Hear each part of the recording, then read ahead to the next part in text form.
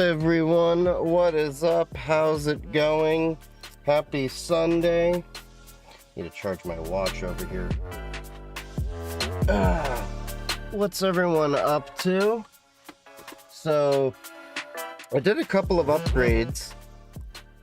You're probably not going to notice them, but they're useful on the back end for me. Kick ass. I can save money now and everyone can eat. Getting money in the daytime, even count it when I sleep. Wake up to getting bread, bitch. I do this for the streets. ADHD. Jess K. Bear just resubbed for 12 months. Happy Sunday. Starting out strong.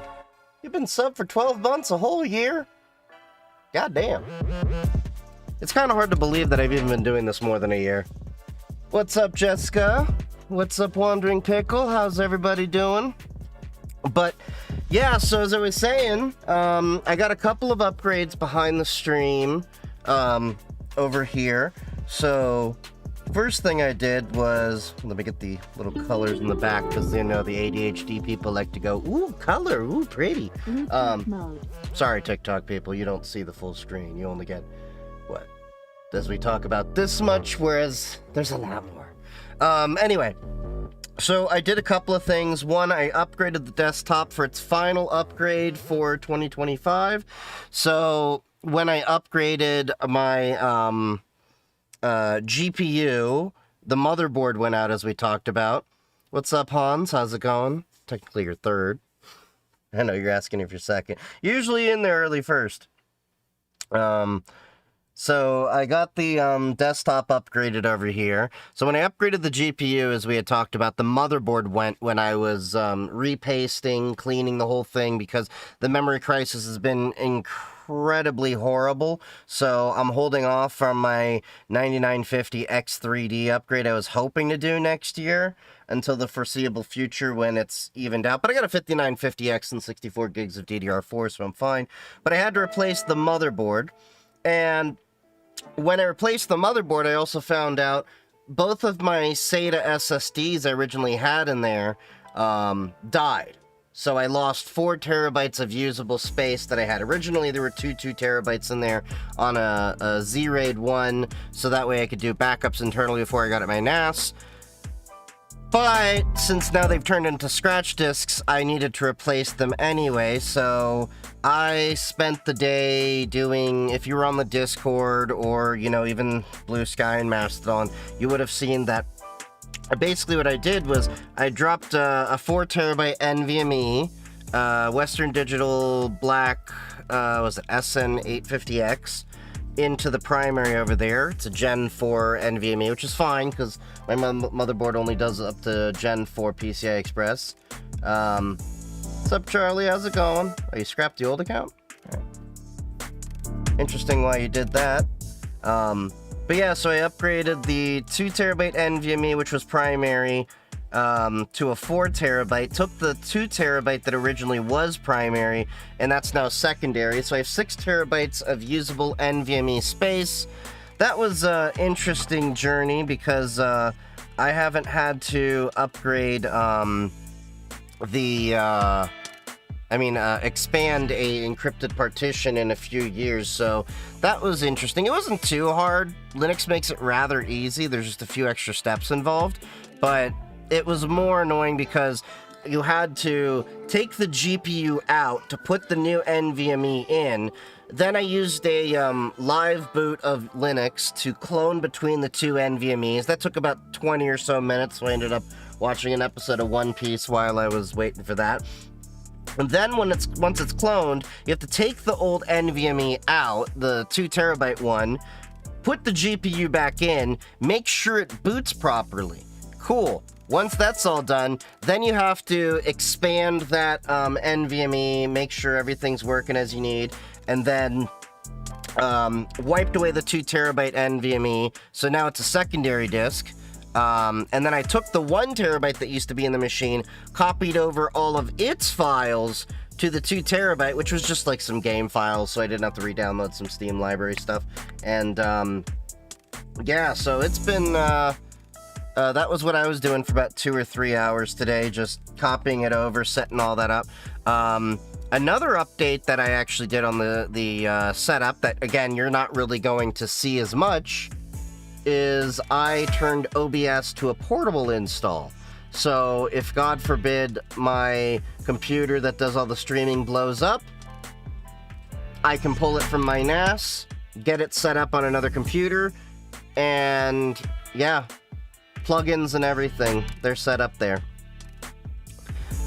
What's the best storage device for long... just rolled into ads. We'll answer that in a sec.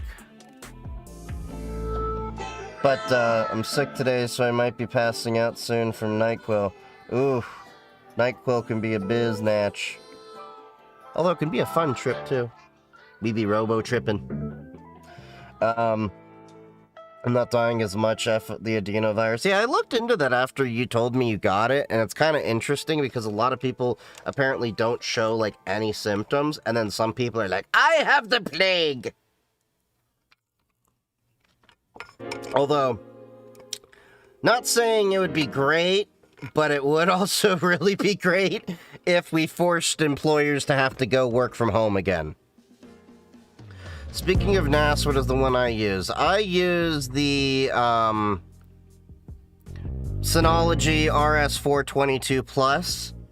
Don't get me wrong, it works great, but I'm not buying another Synology. Synology has pulled some really effed things recently, where they're now wanting you to use their branded hard drives in order for it to work properly. That's really weird. No, that was freezing up.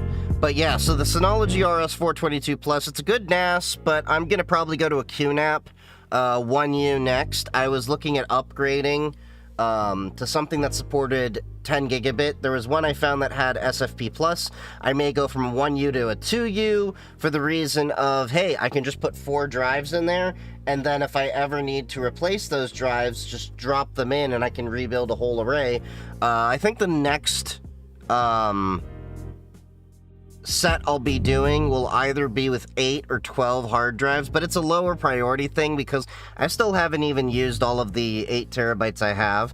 Although, speaking of backups and everything, I've been playing with a new backup software that I think a lot of you would like. It works on Mac, Windows, and Linux. Disclaimer, I am affiliated with them, but they have the source code on GitHub. So, the way they make their money is they, have hosted services you can use with them. They have the hosted cloud, but you can also use any cloud you want. So, hold on. Button. Heard Intel making RAM and GPU. That'll be interesting to see if Intel makes RAM. So, we have this here.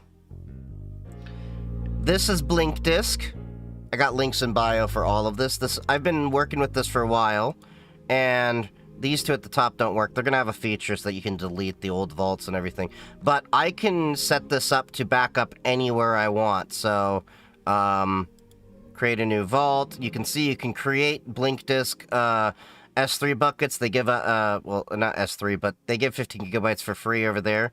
You can also set up your own custom provider over here. So you can have it back up locally to your own NAS, Google Cloud, Amazon S3, and S3 compatible storage, Backblaze, Azure Blob, SFTP, rclone Remote, or WebDAV. So this platform not only lets you use their own at-rest encrypted cloud, which you have the full, you own the keys. It's all client-side encrypted, so you're in control of your keys.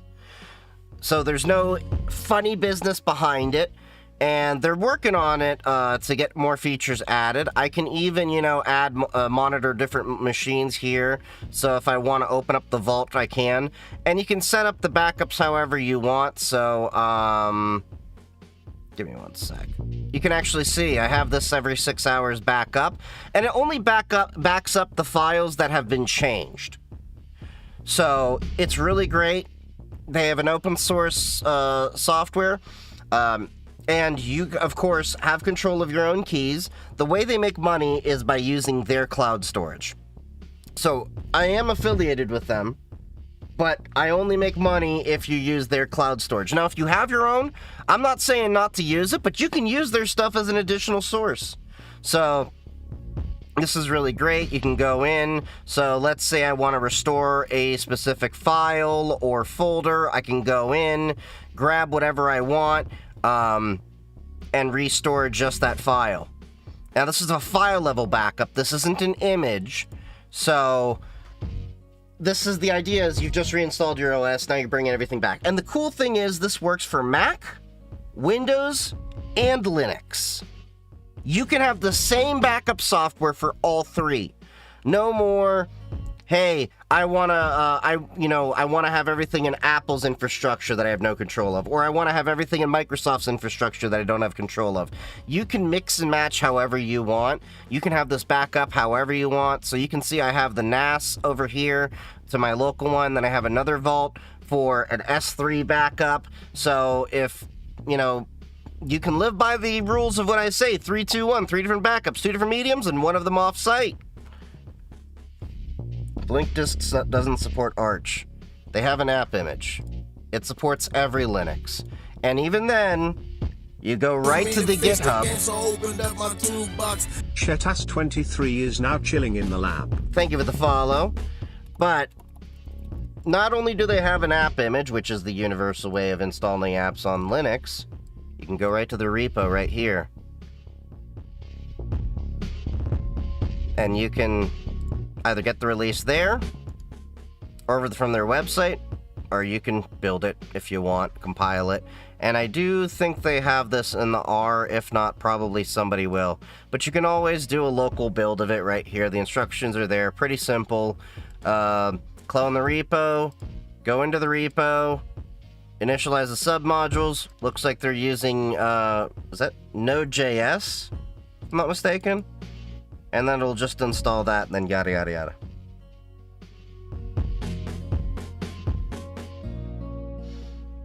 But yeah. And here's the thing. The idea like, oh, this one distro doesn't support this software is pretty flawed most of the time, because the reality is, you grab the source code, you can put it on there. If they have an app image, it works on any of them. If you get a Flatpak, it works on any of them. So, yeah. I could back up a whole machine on this then. Yeah, you can totally back up a whole machine. Now, it's file level backup, not image level backup. So it's not like you can take this to back up the entire image and restore it completely to a new machine, have a one-to-one copy. This is more, hey, I need these folders monitored of, like, say, my source code, documents, or whatever, and I want to know what versions of software have, or versions of the files have changed, so maybe I can grab an old one if I accidentally delete it or modify it, or, my drive dies and now I need to go get that report that I had access to. I can pull it up on another machine as long as it has access to the same resources. So, for example, if, you have it on an S3 bucket, as long as you have internet, you can access from there. If you have it on a local NAS, you just have to make sure that you have the ability to connect to that NAS. So, yeah. And, of course, you can do local file backup and everything. This has replaced Deja Dupe on my Linux setup, which I don't have an issue with Deja Dupe. It was just, I didn't have the flexibility to back up things, but this does a lot of the same things. I just didn't have the flexibility to do multiple sources, because the way I worked is, I would back up this machine to my NAS, then the NAS would do a backup. Now what I have it doing is I back up from this machine directly to an S3 bucket, to my NAS, and then my NAS has another S3 backup running there.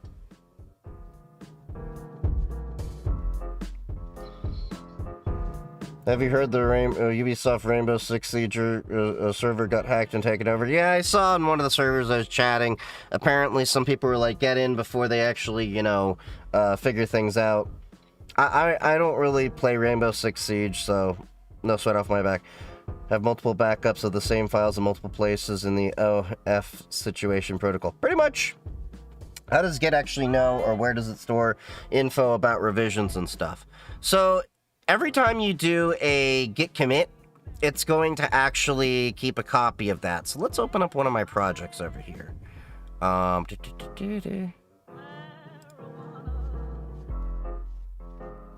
hold on. Let me see if I can find...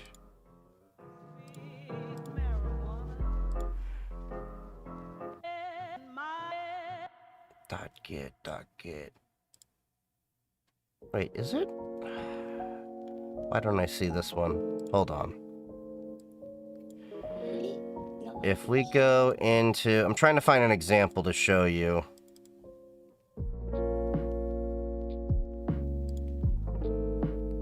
Oh, I know what's happening.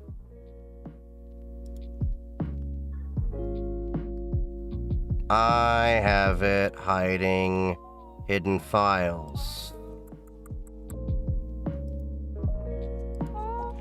Okay, so... Alright, so this is one of my projects over here. Grafana dashboards, okay? There's a folder in there, .git. So when you do a git initialize, that's actually going to create this folder here. And then from there, it'll have all the information in there. Hooks, logs, and there's your object store. Let me find a better example here. Yeah, there we go. That should work. Yeah, so the branches, I have that pretty clean, so there's no branches there. But this is basically where it's going to be storing all that stuff. And then if we... come on. Okay, that's just the index file. But yeah, it basically just creates that .git folder, and that's how it works off of it. If that .git folder is ever there, it's going to know that it's a Git repository. If it's not, then it's not going to do that. You want a good user-friendly beginner NAS. I want to stay away from cloud storage. QNAP makes some really good projects. That's Quebec, November, Alpha, Papa. QNAP. That's who I'm going to be moving to, away from the Synology. Not that Synology's bad, it's just they're doing some really effed things lately that I am not happy about. Let me get rid of that glow that's happening over there. Okay. That was because my teleprompter was on. But yeah, so I was a little bit busy in the past couple of days, moved OBS to OBS Portable. That was really interesting, having to move everything over and get it re-engineered. But it seems to be working pretty well. We got all of our sources moved over. The Stream Deck was a bit of an issue. I had to move some plugins over. Is Ugreen NAS better? I wouldn't say better. Let me put it this way. I'm not hating on Ugreen by any means necessary. I'm not. I have a lot of their stuff. I mean, what was that I was just using earlier? I was just using their NVMe little reader over here so I could, you know, mirror and clone my devices. The thing is, I don't know if I would really necessarily lean into their NAS devices, whereas QNAP and Synology have a pedigree. They have a reputation. They are really well known. They're established. I've seen them around for a couple of decades. There's a lot of Chinese-based companies that build NAS systems. Yeah, I'm not hating on them by any means, but I'm going off of, I know their support. I know there's a reputation. I know they will work. I got plenty of Ugreen cables too.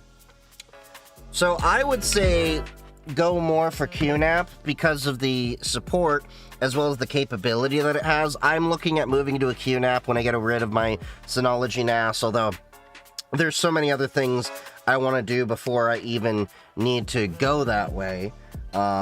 Because now that we got the desktop fully upgraded and situated to where it needs to be, I'm now going to be moving on to upgrading the firewall.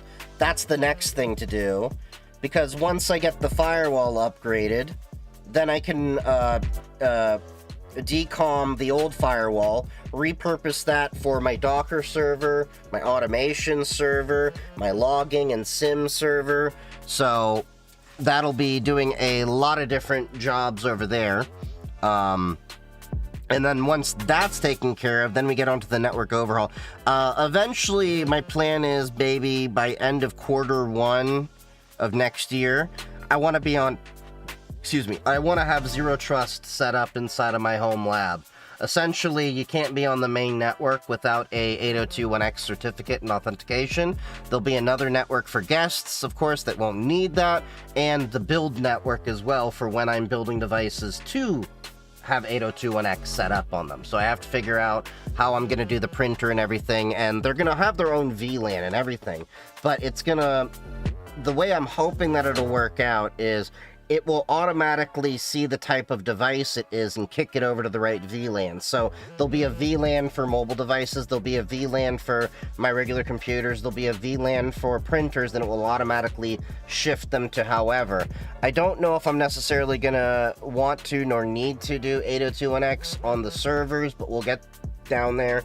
I'll have another VLAN set up for remote access, which I'll be using TwinGate with Raspberry Pi 3B pluses that I have left over. They're not that powerful, but 100 megabit Ethernet is more than enough for remote access and stuff. If I need more than that, I'll upgrade to a Pi 4 or Pi 5 eventually, but we'll cross that bridge when we get to it. My main issue your main issue is that stopping me is the cost of the device, but also the cost of the drives. The drives are always going to be more expensive. I'm just going to be straight up honest with you. Because when you do a NAS, I'm going to be honest with you and say, don't just get a single drive NAS. At minimum, get a 2-bay NAS and set that up for RAID 1. So that way you'll have continuity if one drive starts to or does fail. RAID 1 is not a backup. It is a continuity solution, so don't count it as your backup. And then on top of that, you're going to want to make sure you have 3 backups. 3 different backups, 2 different mediums, 1 of them off-site. I have a 4-bay NAS, and I did something that in hindsight I wish I didn't do, which I set it up as RAID 10. I should have set it up as, like, what is it, SHD or whatever, 1, 2, basically RAID 5, I would have been able to give myself 4 terabytes more of space rather than the 8 terabytes I have. It works, but it's not as space efficient as I would like. What RAID configuration should I use if by any chance I get an 8-bay NAS drive? It depends on what your NAS supports. And there's many ways to do this. You can do like a RAID 5 with hot swap. You can, do RAID 10 like I was talking about, but you're going to be more fault tolerant potentially, and a little bit faster, but it's also going to have more overhead in terms of the disk space usage. So I would recommend you check out what RAID patterns or setups that you can do and which one is better for your workload. Just remember, RAID 0 is not a proper RAID. That is just increasing your potential liability. Can't you just build a DIY at home personal NAS device? I can. You can always use True NAS, but the issue is it's very, very hard to find a 1U chassis or even a decent 2U chassis. The issue isn't, oh, I can build it. It's that I want to rack it. What do you think about RAID 6? It's an option. I haven't really done RAID 6. Review on stream day? Yeah, we're going to be getting to that in a little bit.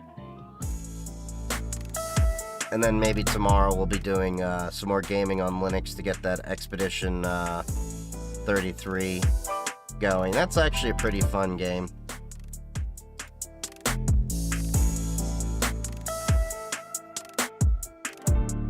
Is RAID 6 or 5 better? This is how I will say it. There is no tried and true which is better. You have to look up how the actual logic works and what works best for your potential needs. There are cases where RAID 10 is better than 5, or, 5 is better than 10, and, you're going to have to do some research and tinkering to see what works best for you. Now, I do know that 5 and 6 have potentially more overhead than 10, but that overhead is rather negligible nowadays. You're looking for performance-wise, then you'd probably be looking at RAID 10. RAID 10 has more performance because it's RAID 1 and 0, or technically there's also the 0 plus 1. You're rating a striped pair, or you're striping a rated pair. Not going to get into the nuance of that. But basically, theoretically, you can have 4 times the read speed and 2 times the write speed. Theoretically, with RAID 10. Because it's a combination of both. RAID 5 isn't going to write faster than 10. But RAID 5 has some advantages in terms of overhead. Yeah, I use RAID 10 for my stuff, but I wish I would have done like RAID 5 or SHD or something like that, but yeah. Alright, where was I in the review on stream stuff? Oh yeah. So first off, before we get into where we continued off with the last stuff, there was apparently some rumors going around the rumor mill.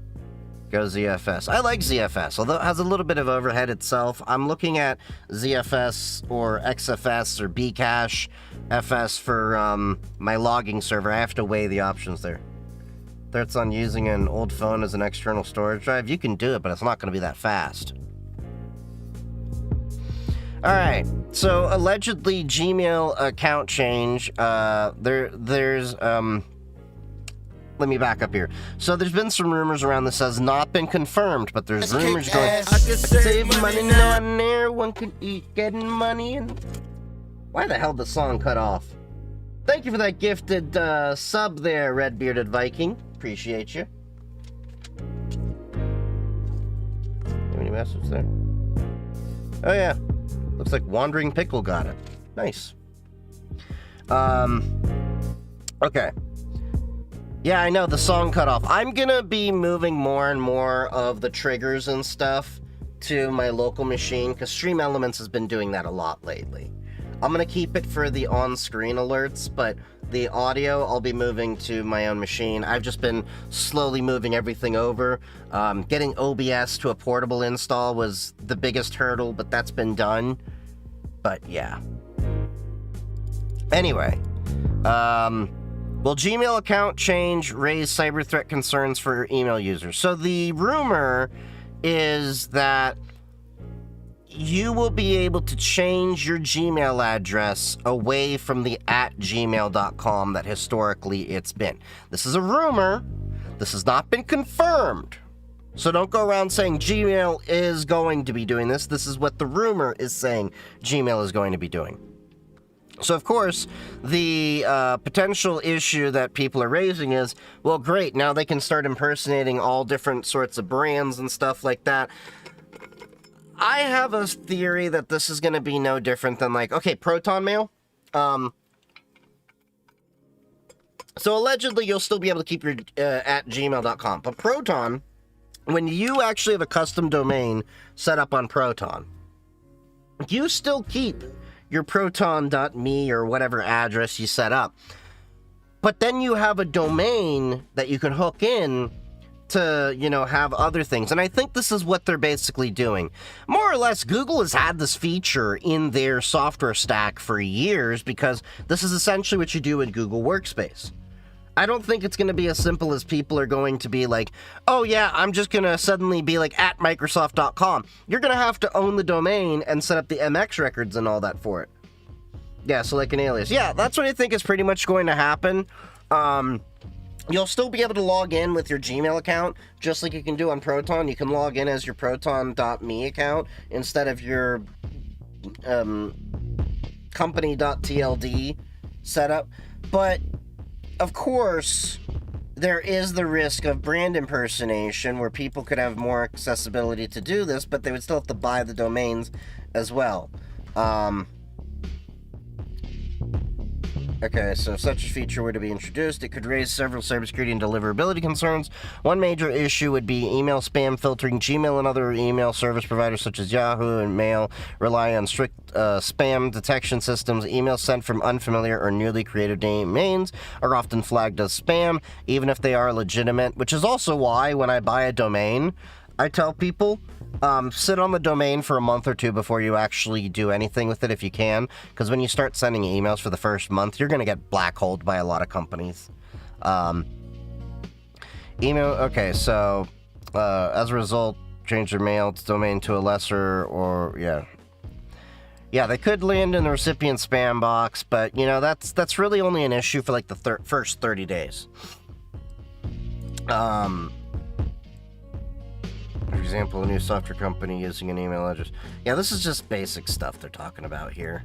The concern is that less tech-savvy users might misuse or misunderstand the feature, potentially exposing themselves to phishing risks or impersonation attempts if domain verification is not handled carefully. This could increase the overall risk of cyber threats if strong safeguards are not put in place. I don't really know about that, because it's really just the same thing as setting up a custom domain on any other provider. So,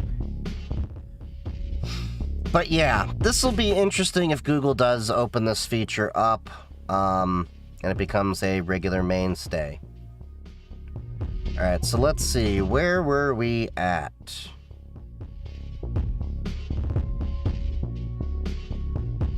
Okay, so we ended with the PS2 Linux kit. Okay, so the insanity of Tesla crash data. Phishing risk doesn't change in my own opinion. It's a hot mess regardless. Oh yeah. Well, Google doing any product is a hot mess, period. All I'm asking for is my mother to stop clicking links. Yeah, you and me both. My dad's fallen for so many scams. But it is what it is. Alright, let me get the audio working over here.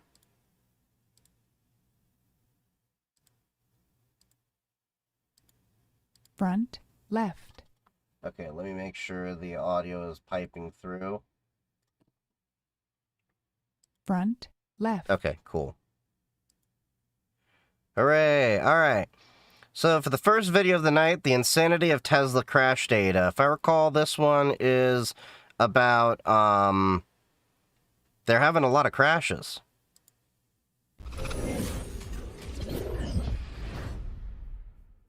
This video is brought to you by Incogni. Stick around to hear more about the special offer they are providing to the entire upper echelon community.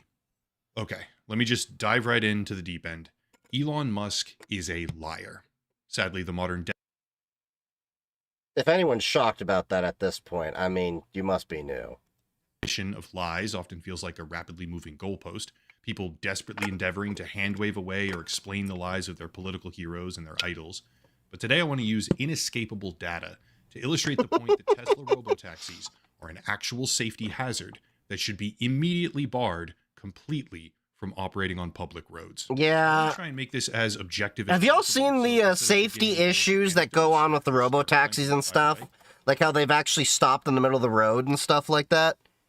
Like, it's been really bad. Like, Waymo already had issues. Like, there have been so many different things you can do to mess with Waymo, but it's so much easier. A liar in my good Christian Minecraft server. I want to start with the statements of Tesla itself, which in no uncertain terms claims that supervised full self-driving, which is precisely what they've now demoed as a ride-hailing service in Austin, Texas, is 7 times safer when it comes to major or minor collisions when compared to a human driver. That is an outlandish claim, but it's not the only one.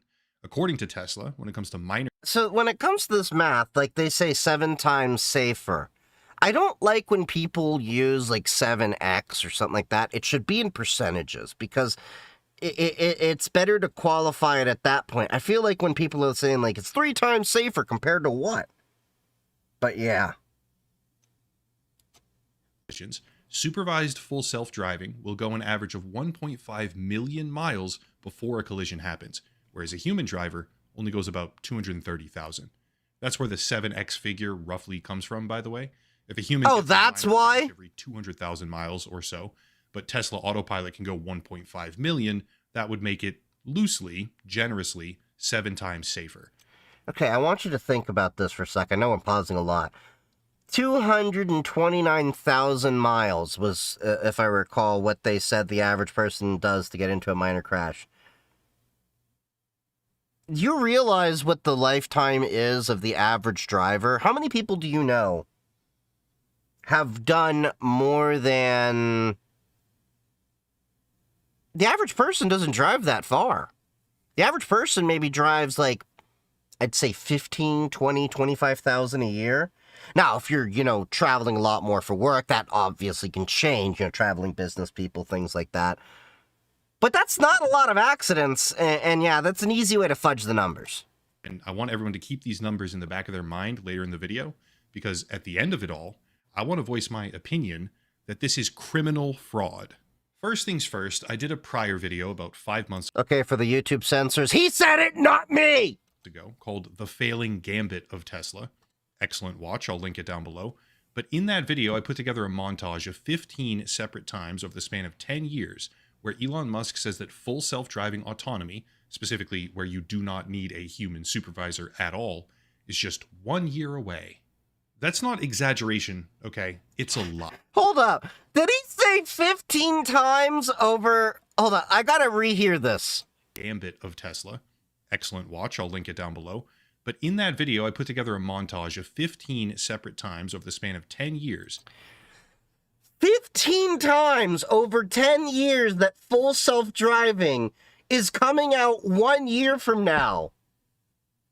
Good God, what is with the Evangelicals, not holding him accountable? This is as bad as the crypto bros that are holding on to their, wallets with diamond hands and stuff like that. If not worse, this is like Wall Street Bets where it's a whole bunch of copium.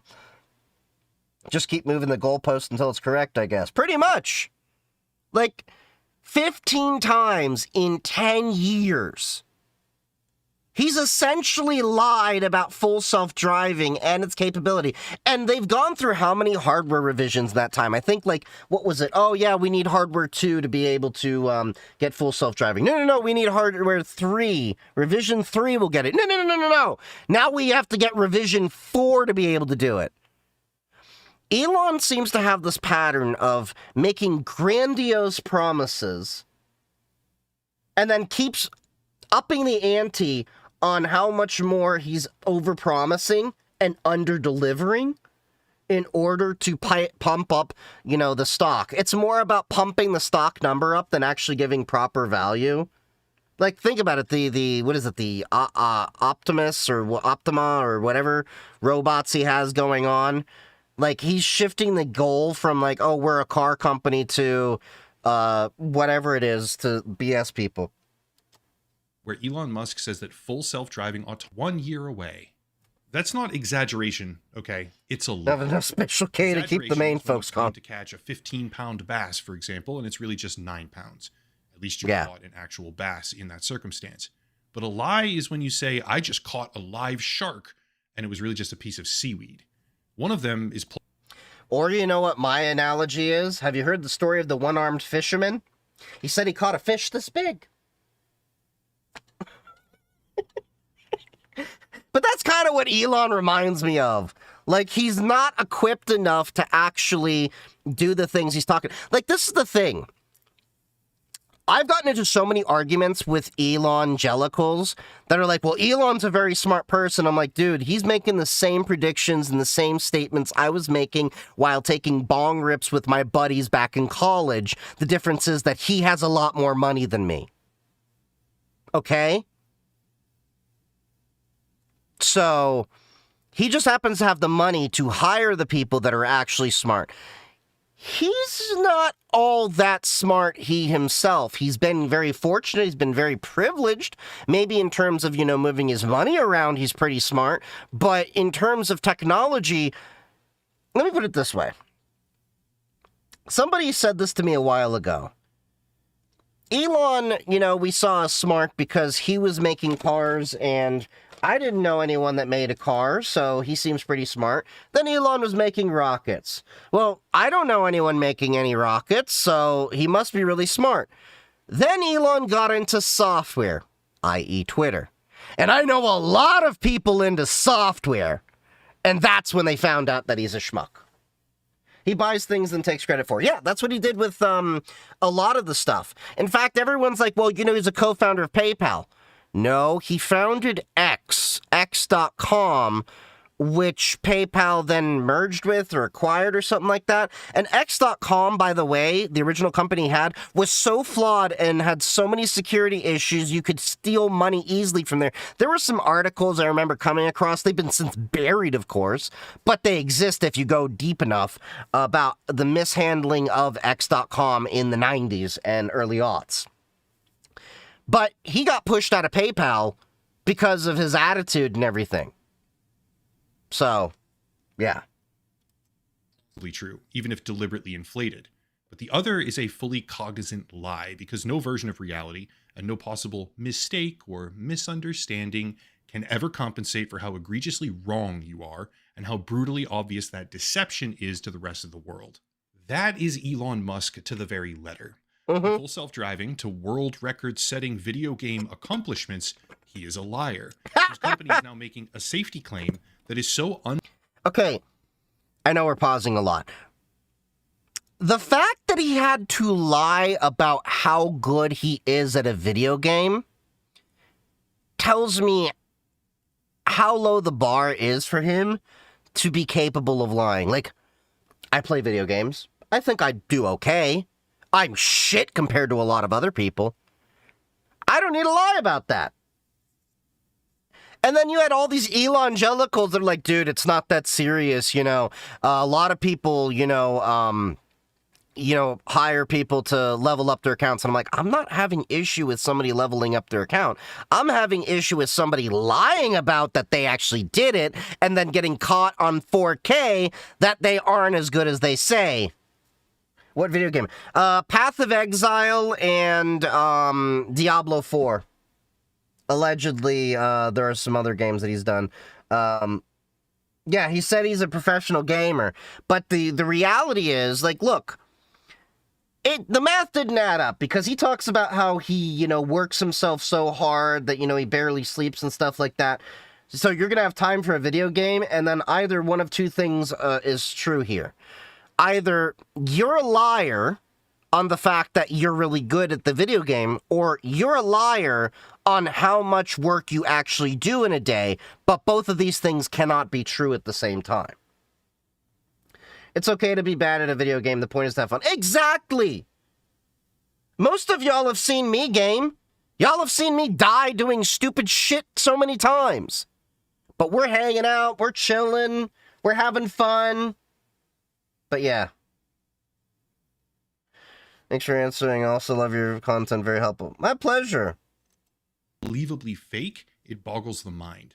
And yet these lies routinely serve as a sort of foundation for the underlying value of Tesla stock, which is itself the foundation behind the status of Elon Musk as world's richest man. All in all, it's a house of cards. It will, someday... I was just going to say that, but I was mid-drink. Yeah. Let's get to the data. Quick It's overview definitely going to crash down eventually. Tesla is trying to make robo-taxis, obviously. And over the second half of 2025, they rolled out the first version of those robo-taxis in Austin, Texas. Thankfully, because of a 2021 standing order by the NHTSA, National Highway Traffic Safety Administration, when a collision occurs, be it minor or major, companies like Tesla or its competitors like Waymo or Zoox, companies operating autonomous vehicles, have to file a crash report. It looks like this, sort of. Some of the fields are different depending on what kind of report they're filing, but the goal is to have, quote, robust oversight over potential safety defects in vehicles operating with ADS and Level 2 ADAS, end quote. So far, so good. Okay. When you're a company like Tesla making insane safety claims about how your vehicles are 7 times safer than an average driver, the existence of these Path of Exiles 2 died by the tutorial boss, then he quickly ended the stream. Oh yeah, I remember that. There's a new federal probe into Tesla for, quote, repeatedly failing to quickly disclose crashes involving its driver assistance systems. Ooh. Even still, despite this new federal probe into the company because they're trying to What are you telling me? Elon Musk isn't using Grok to automate this for him? the reporting process, they haven't been able to get away from it entirely, so we do in fact have access to about 6 months of data showcasing, without beating around the bush any further, that Tesla robotaxis are nearly 50 times less safe than what they claim, and those metrics appear true, in spite of the fact that there's a human driver in the car with a kill switch trying to make sure... Oh, I know, Grok is not the best LLM. Reiterate that for the Elon fans out there. Even with a human safety expert in the car whose only job is to stop the car from getting into a collision, robotaxis are almost 50 times more prone to collision accidents compared to what Tesla claims to its investors, shareholders, and fans. If true, that is definitely some evidence towards the big F word, fraud. I looked in the System 76 laptop. Which one is a good starter? I personally like their Pangolin laptop. That's their full AMD laptop. But any of the laptops, not the desktop workstation replacements, are pretty good. It really depends on, excuse me, if you can, stick with an all AMD laptop. Although they have the Ultrabooks, which are really nice with Intel too. And then I have some that have NVIDIA GPU. System 76 overall, I don't think you can really go wrong with any of them. It's more based on what your needs are. But I know my Pangolin is pushing close to 5 years, and I just replaced the battery in it, and I still use it. Among other laptops. Certain point. Even Elon's kids don't like him. Anymore. Well, he's got, like, how many? Like, he's got, like, the whole Brady bunch, I guess? It's lies. Going on a bit of a tangent, pretty much every single major technology company is now a data company, and your personal information is the product. Incogni, today's video sponsor, is here to help with that, because cutting back on the number of places where your data is stored, sold, and displayed, which can result in all sorts of problems like scams. So I don't really have any issues against Incogni per se, but I will say, having tested them out in other ones, Delete Me has the broadest range of data systems and brokers that it can clear out of. The core aspect of the service now is the ability to submit takedown requests for yourself. Everyone's probably Googled their name before and found their information on a website where it shouldn't be. But when that happens, you can now submit the URL to Incogni, and they'll attempt to get the info taken down for you. Yeah, Delete Me can do the same thing too. Possible, but contacting the legal departments for that many. I think OneRep had that feature too. And tedious process. It's also time intensive. Is almost impossible. Incogni now offers you the option of finding where your information is displayed and then submitting the link to them, after which they execute that process with all of their streamlined resources to force the results, which means less ability for the people that you don't want finding you to actually go and find you. Using the link down below in the description and code ECHELON at checkout, you can get 60% off an annual subscription to Incogni. Again, link down below and promo code ECHELON at checkout for 60% off your subscription. Big thank you to Incogni for continuing to sponsor the channel. Back on task. And now for the actual proof of the situation.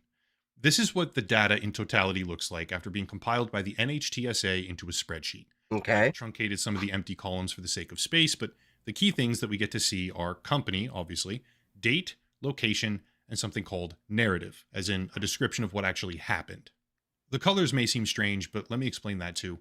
Anything in gray isn't relevant for today because it's either A, outside the window of time where I had the necessary comparable stats from the companies involved to do a proper analysis, or B, because it's just not relevant. Wrong city, wrong company, etc., etc. Anything blue, or bright green as well, is a crash reported by Waymo, and anything bright yellow is a collision reported by Tesla. Okay. All of these highlighted reports are from Austin, Texas. All of them take place between June and November of 2025. Now for something extremely critical. We don't know how many of these incidents overall are the direct responsibility of the software itself, but we should know that. When these companies make a report, they're supposed to submit what's called narrative, which is a description of what actually happened.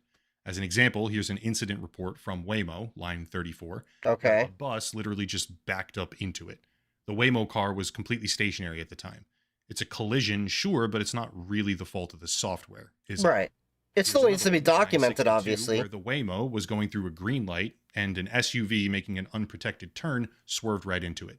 If you took most of these cases to an insurance agency, for example, it would be an extremely simple outcome. Yeah. The other driver was at fault. However, Tesla is the only company that refuses to submit a description of what happened. I was They noticing redact- that as he was scrolling down. It's like redacted, redacted. How are you supposed to allow this to be redacted? This should be public info. all of those narrative sections and deliberately never clarify who is at fault. I see no other possible explanation for this except that Tesla is at fault, because that's not even the only thing that they refuse to I say. agree. In these reports, you can also see that Tesla says things like, quote, other, see narrative, under certain sections, even though they damn well know that they also redacted the narrative, which means that Tesla is quite literally the only company selectively choosing what to put in and what to leave out on these forms. That's thereby sketchy. deliberately rendering them incomplete. Every other company does it properly. Even still, let's be as generous as possible, as favorable as it can possibly get on the side of Tesla. And let's assume that all of these reports from every single company, every single time, are the fault of the car. Then what? Then we have to do math. From June to November of 2025, comparing Tesla to Waymo. Oh, and this is to pretty itself, recent, because let's this not forget data. These incredible claims on the Tesla website. And let's also not forget that they explicitly say, quote, your That's not likelihood even of being scrubbing in a data properly. collision That's goes omission. down. Oh, yeah. Your likelihood. So, I got into this argument with somebody, and the argument was, is an omission a lie? And I'm like, there's a difference between intentionally omitting information, which then could be construed as a lie. It's a lie by omission. But then there's omissions where you can, absolutely, oh, I genuinely forgot that. I didn't think it was relevant. That's different. We've all had those, our discussions where it's like, well, don't you remember such and such detail? It's like, oh, yeah, I remember. Sorry, I completely forgot about that. You're not lying to, intentionally omit something. You're omitting something because, well, it just didn't seem either relevant or you didn't remember. But this seems like intentional lie by omission, because there's no reason why, as we saw, Waymo, whether they're at fault or, or not, they're putting in the narrative of the story. And Waymo has, over 1 million miles they've done or something like that, total driving or something ridiculous. They went through like I think it was 1 million trips. But yeah, this is pretty damning alone just for Tesla. Now they're going to go through, the data from June to November. Causing one, your likelihood of simply being in one, which is why I would speculate that Tesla is withholding narrative submissions because they're causing the collisions. But if you only go by the numbers and their own precise corporate claims, Tesla has had 8 collisions from June to November during their pilot program in Austin.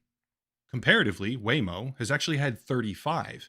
And even if we know from descriptions they give that half of those collisions were shit like a deep pothole in the road where the undercarriage of the car made contact with the pavement and then tripped the system, even if we know that because they fill out the forms correctly, let's assume all of them are minor collisions. Thank you for the super chat there, Selvin. Thank you. What distro do I use? I use Pop! OS Linux for my primary. Cubes OS for my hardened laptop, and Parrot OS when I'm doing, security-related stuff. And then Ubuntu generally for my servers that I run. Debian sometimes. And then at work I use Amazon Linux and Red Hat. Fault of the vehicle. Now what? Now we need time frame and we need scale. June to November, Waymo and Tesla. For Tesla, that's actually very easy. We have an earnings call transcript where they openly state that during the comparable time frame, robotaxis in the pilot program drove 0.25 million miles, as in 250,000. But for Waymo, it gets a little bit harder. We know that Waymo launched in Austin early March, and we also know that they expanded their operations heavily in July. Okay. We have stats in total indicating that they've traveled 6.337 million miles in their Austin program. Good God, that's a lot. Being as generous as possible in favor of Tesla, let's overshoot dramatically and subtract March, April, May, and December all as if they were equal portions of the total. We're talking about roughly 10 months of data, 4 months taken away, therefore 60% of the 6.33 million, 6.337 million actually, aka in the end 3.8 million. Holy Undervaluation because they massively expanded their operations in July. March, April, and May are likely far That's just mind-blowing to think like they've actually driven that much Waymo compared to Tesla. smaller. Still, who cares? We're I guess that Tesla showcases fanboys how right here. behind Let's assume Tesla is. everything is Waymo's fault, and that they only had 3.8 million miles in the same time frame. Now what? Now we have to do the actual comparison, because 8 collisions in 250,000 miles for Tesla comes out to 1 collision per 31,000 miles, and 35 collisions for Waymo, compared against their 3.8 million total, is over 108,000. By the metrics that we have, That's roughly data more than submitted 3 by Tesla times. being as forgiving as possible to Tesla, while also understanding that Tesla has a human safety operator in the car at all times, specifically to Hey, prevent thank you for the super accidents, chat again. which Waymo doesn't have in a You like the new Cosmic Desktop? I use Artix within it and B-Spam. Nice channel you got. Appreciate it, Selvin. Yeah, I like the new Cosmic Desktop. I'm still on Pop OS 2204. I'm planning to upgrade to 2604 when that comes out. I'm not doing 2404 right now. But yeah, appreciate it. comparable time frame. Waymo is well over 3 times as unlikely to have any sort of collisions. But wait, 3 because that's times! not what actually matters in the slightest. What Wait, matters that's is not? Tesla's own statements. I don't want to make this a comparison between one company or the other, because people will come out of the woodwork and scream, "You must have investments in Waymo, you're a shill." I want this to be a comparison of one company to themselves. I can see the Illangelical Lies saying to that. reality. Con man garbage and fanboy idiocy to cold hard facts. Remember, Weren't they quoting like 229,000 per minor incident for a human driver? according to them, Yeah, this chart. So, like, according to them, Tesla driven with full self-driving supervised, 1.5 million miles before they have a collision, and then 229,000. But by their own numbers, they're not anywhere close to even the human. vehicles, when supervised, have 7 times fewer minor collisions compared to human drivers, while human drivers go an average of 229,000 miles before a minor incident. Let's run those stats again, all right? Tesla has something like 29 robotaxis operating in Austin as per this time frame, achieving 250,000 miles in total as per their own statements to investors, and they've had 8 separate minor collisions, which they refuse to describe at all, despite safety officers being there in the vehicle at all times, which means 31,250 miles on average per accident. That makes Tesla 8 times less safe compared to the US average that they have on their own website, and 48 times less safe compared to what they themselves claim. Good God! He's right, that is bordering on fraudulent. If that's true by breaking down the numbers, and he's also oversimplifying the numbers, which means even if they were to, true up it a little bit more, that's a hell of a margin to make up for. And the kicker is that even with a person sitting there with a kill switch pointedly trained to stop the car from having collisions, this shit is still 8 times worse than their own supposed human average.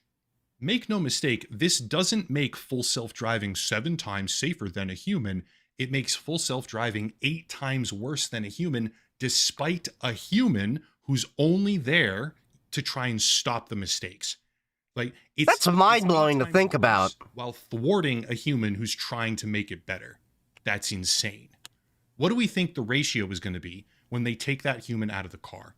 Because if it's 8 times worse now and 48 times worse in total compared to what they're saying at the moment, where do we think that number goes when the human backstop, who isn't even capable of making the shit technology perform even remotely as safe as a normal human to begin with, gets taken out of the equation? And before people say, "Oh, well, they're not going to do that till it's ready." No. They're literally testing it right now. I don't want to rehash everything, so let me just end with this. Maybe the technology gets there someday. Maybe all the Teslas become super convenient automated taxis with 0 crashes and perfect safety. Unlikely, but That's okay. not what they are right now. Right. What they are right now is a massively unsafe addition to the roads, far worse than average people, while the company responsible for making and selling them is just openly lying to the world. The stats that Tesla is giving aren't just fabricated, they're flatly insane. And at the very same time, they're purposefully circumventing the safety protocols and the reporting process that the NHTSA implemented to stop rapidly developing autonomous vehicles from endangering public roads, or everyday citizens. At the very least, after watching this video, I don't care who you are, everyone should be able to agree that unless they start filing collision reports properly, right, put all the information in there, instead of delaying and hiding what actually happened, unless they can do that very basic minimum.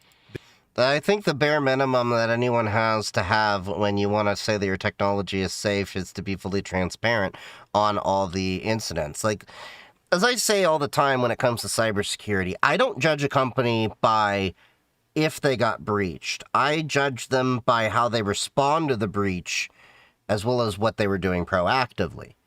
Because, you know, it's not a matter of if, but when you get breached. So that's the same thing with car companies.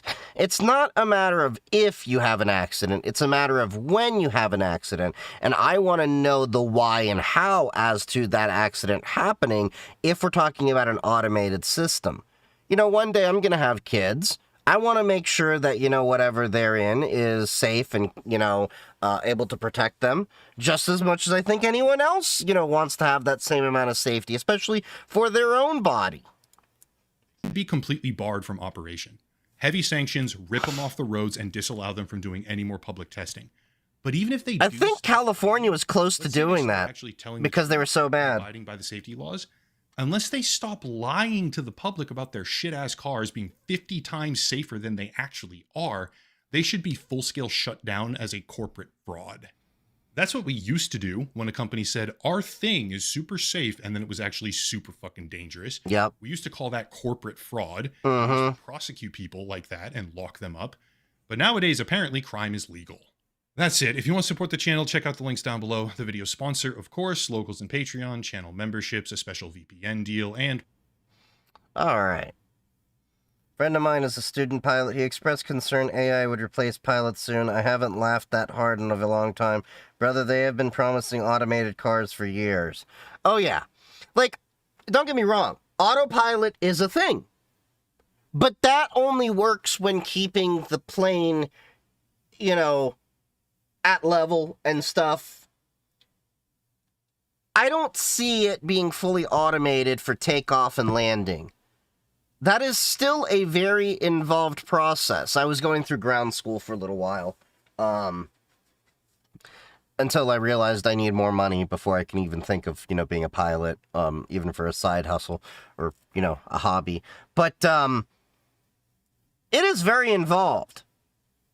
And I think a lot of the people that are mostly scared about AI and thinking it's going to replace their jobs don't actually deal with the AI that we have today.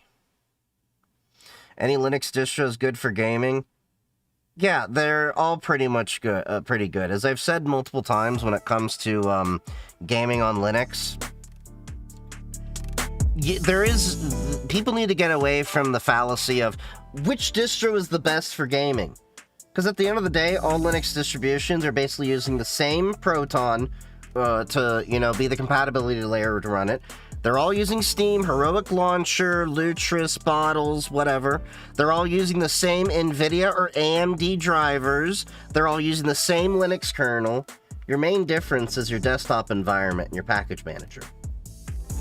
I use Pop! OS.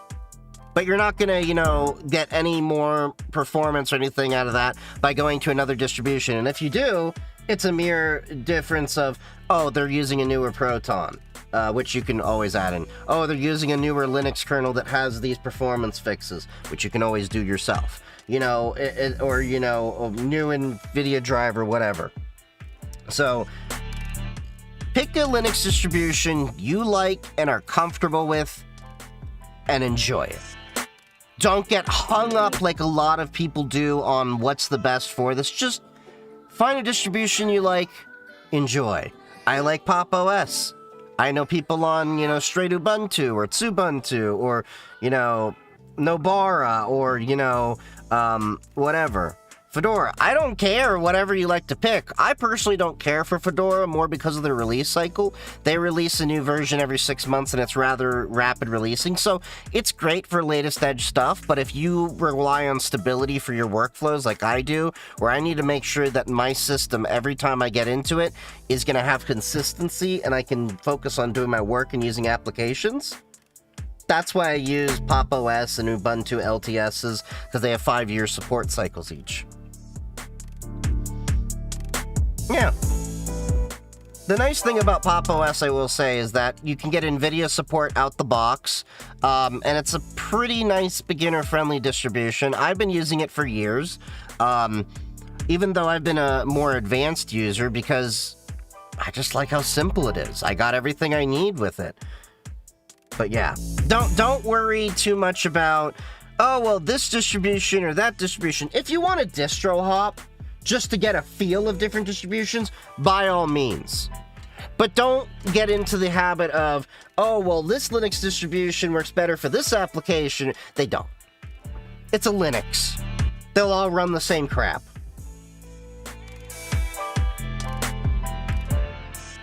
All right. Got another short. Is there a distro hop guide? No, it's just you go play with it. There's, what is it, Distro Watch? Here, I'll show this website before we hop into the next video. So there is this website here, Distro Watch, which follows pretty much every single distribution of Linux.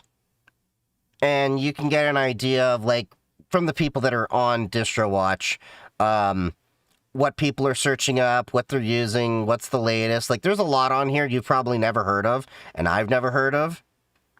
But, yeah. Autopilot on planes is the best thing, especially for landing. Oh, yeah, autopilot is definitely really handy for pilots. Do not get me wrong. But as far as takeoff and landing, I don't really think that it's going to be there.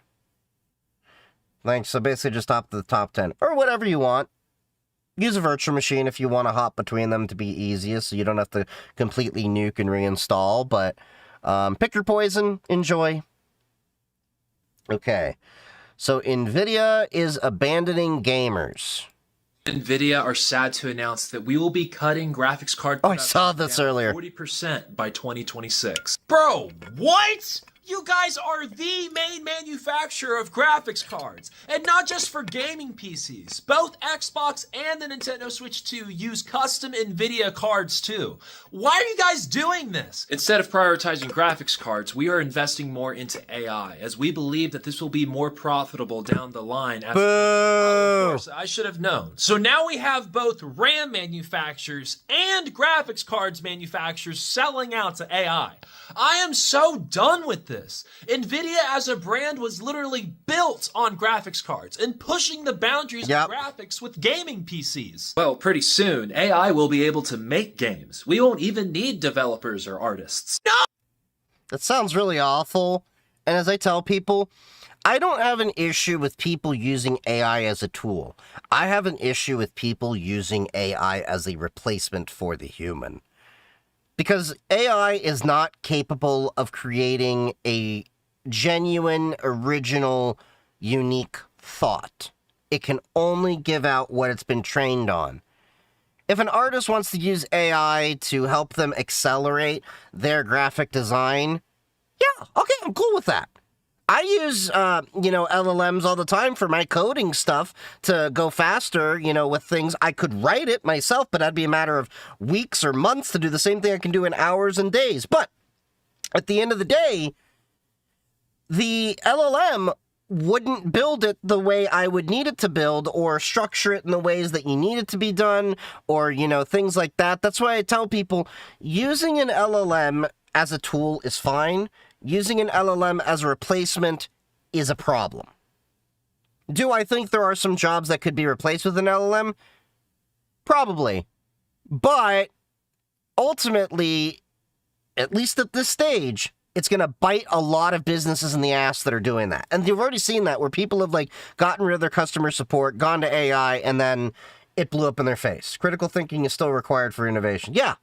until you have the capability of artificial general intelligence where it can actually think for itself and have consciousness and pass the Turing test, ain't gonna do crap. Well, that sounds in the grand awful. scheme. I don't want a clanker making the games that I play. We're Clanker. really seeing the death of video games in real time. We had Yeah, this is also why people have been asking me, why don't you buy this new game or that new game? And I'm most of the time like, I don't want to because they don't look interesting.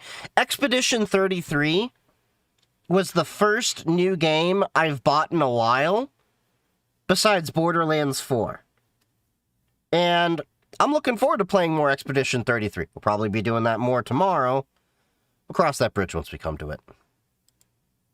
All right, we got another video here. This one's from Naomi Brockwell. Okay, we're going to have to save that for another time because that's an hour long. So we'll have to make a note for that because that's going to take a while. We'll probably save that for next Sunday when I hop in a little earlier, or maybe a New Year's Day. I do plan to stream on New Year's Day, just so you know. But jailed for Bitcoin privacy, so we'll have to make a note of doing that one later.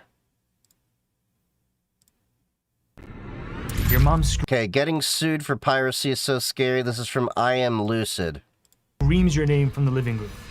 You run downstairs to find her holding a paper. In big letters, it says that it's a lawsuit claiming she owes $150,000 for piracy. You know she didn't do it, and you did low-key just download a really sketchy video editing software last week off of a site that has a pirate ship on it. But how could they tell that it was you, and how'd they find your house address so fast? No matter That's how why anyone this last explains week it to diving me. into exactly how people get caught pirating, whether that's watching free shows online. So here's the thing, Octavia. I will tell you this. I don't care what your position is on LLMs and AI, whether you like it or not. I don't give a crap about your philosophical view. This is the thing I told my graphic designer friends several years ago when ChatGPT 3.5 was coming out, and they were giving the same thing of, I don't like it, you know, it's going to ruin art and everything. It's not a matter of whether you like it or not, or philosophically you agree with it or not. The issue is, it's going to be a tool, and the argument for a lot of the job market is going to be those who can do their job more efficiently by leveraging LLM and all the different technologies there, and those who can't. And those who can't are going to be seeing themselves out the door more and more. So I'm not disagreeing with, you know, the philosophical arguments or anything like that. The argument that I'm going to make is the cat's already out of the bag. So either you get on the ship right now and get on board with the program that this is a tool, it's here to stay, or you're going to probably find yourself replaced by someone who's doing the same thing. No, I'm just, you know, saying, like, I mean, I don't like it either, but my issue is so far, use Opus at work, it's insane. So here's what I use. Copilot, GitHub Copilot Pro Plus. I'm using Claude Opus right now for some of my coding stuff. And then for my local machine, so this is where I've said before, I think the real advantage is, and the revolution will be when it comes to LLMs and everything. I don't think it's going to be this LLM as a service with, like, you know, Claude as a website and DeepSeek as a website, or whatchamacallit, ChatGPT as a website. I don't think it's any of that. I think what it's really going to come down to is using LLMs. Now this is my own local LLM. This is mine.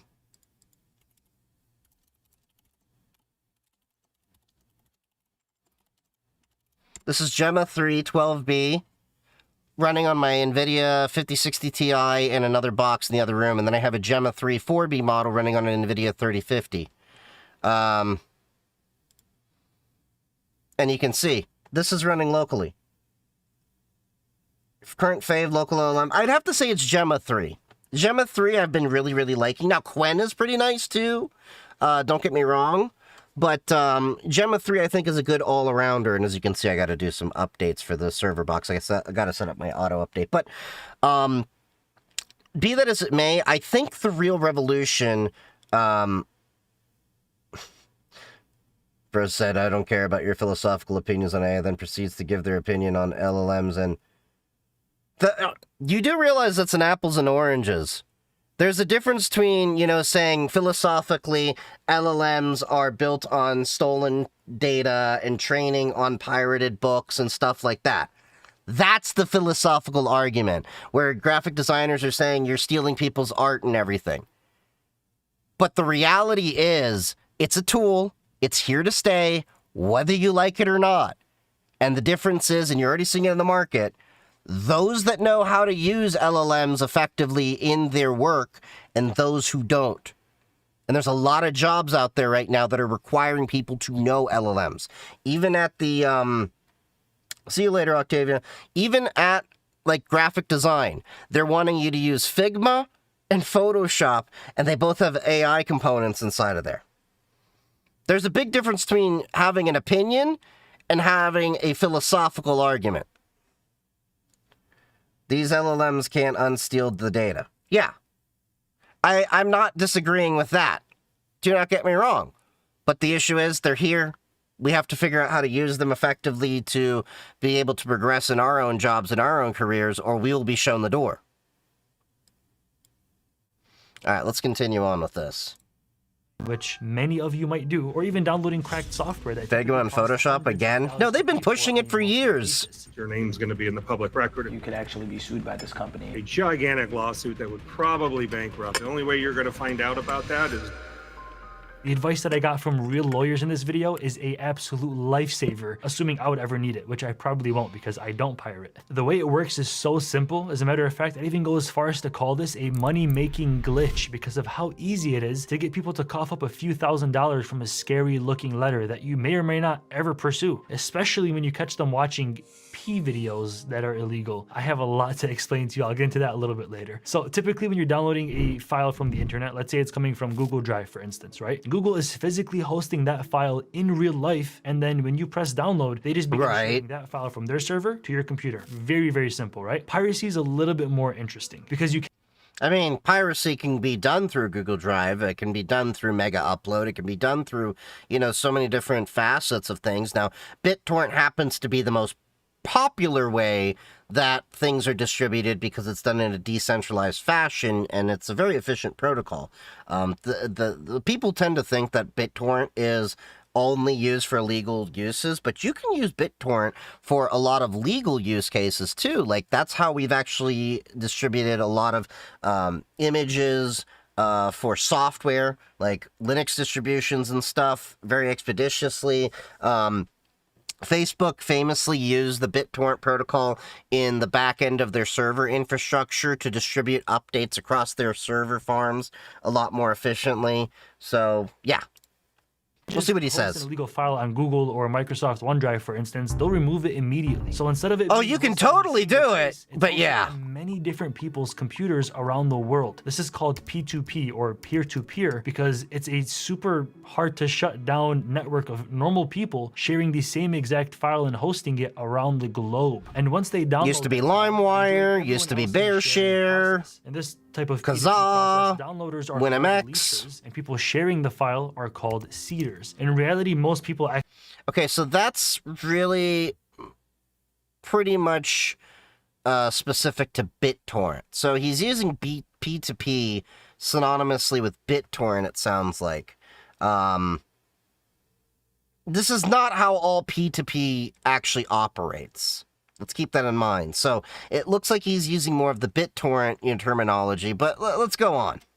You get scared to seed files, so they end up just leeching and downloading a file from somebody else online, and then they stop right away after they finish the download, so they don't end up seeding to somebody else, just in case their IP address leaks. But if you've noticed, since the files are not coming from google.com or from Microsoft, for instance, and they're being shared across everyone's household computer to everyone else's computer, then you basically have to see everyone else's IP address in this peer-to-peer exchange. Right. So if you can see his IP and he can see your IP, then so could the people that actually own the copyright, and they're technically called copyright trolls. These people just take a peek inside of the party that's happening where everyone's sharing and downloading. They write down everyone's IP address. They filter it down to whoever they want to sue, whichever countries they have jurisdiction over, and then they get an early discovery from a court, which basically subpoenas the internet service provider that owns the IP address, like WoW, Comcast, or AT&T.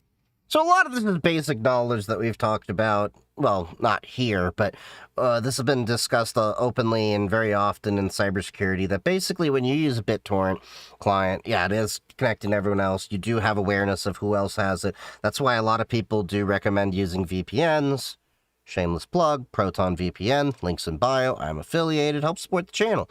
But with that being said, there are other ways to do this where there are ways to filter it out. So, one second. Let me see if I can find this for you. I'm going to give you a little bit of knowledge. Okay, so if you go into... I'm bringing this up just to make sure. Connections, is it over here? Yeah, okay, here we are.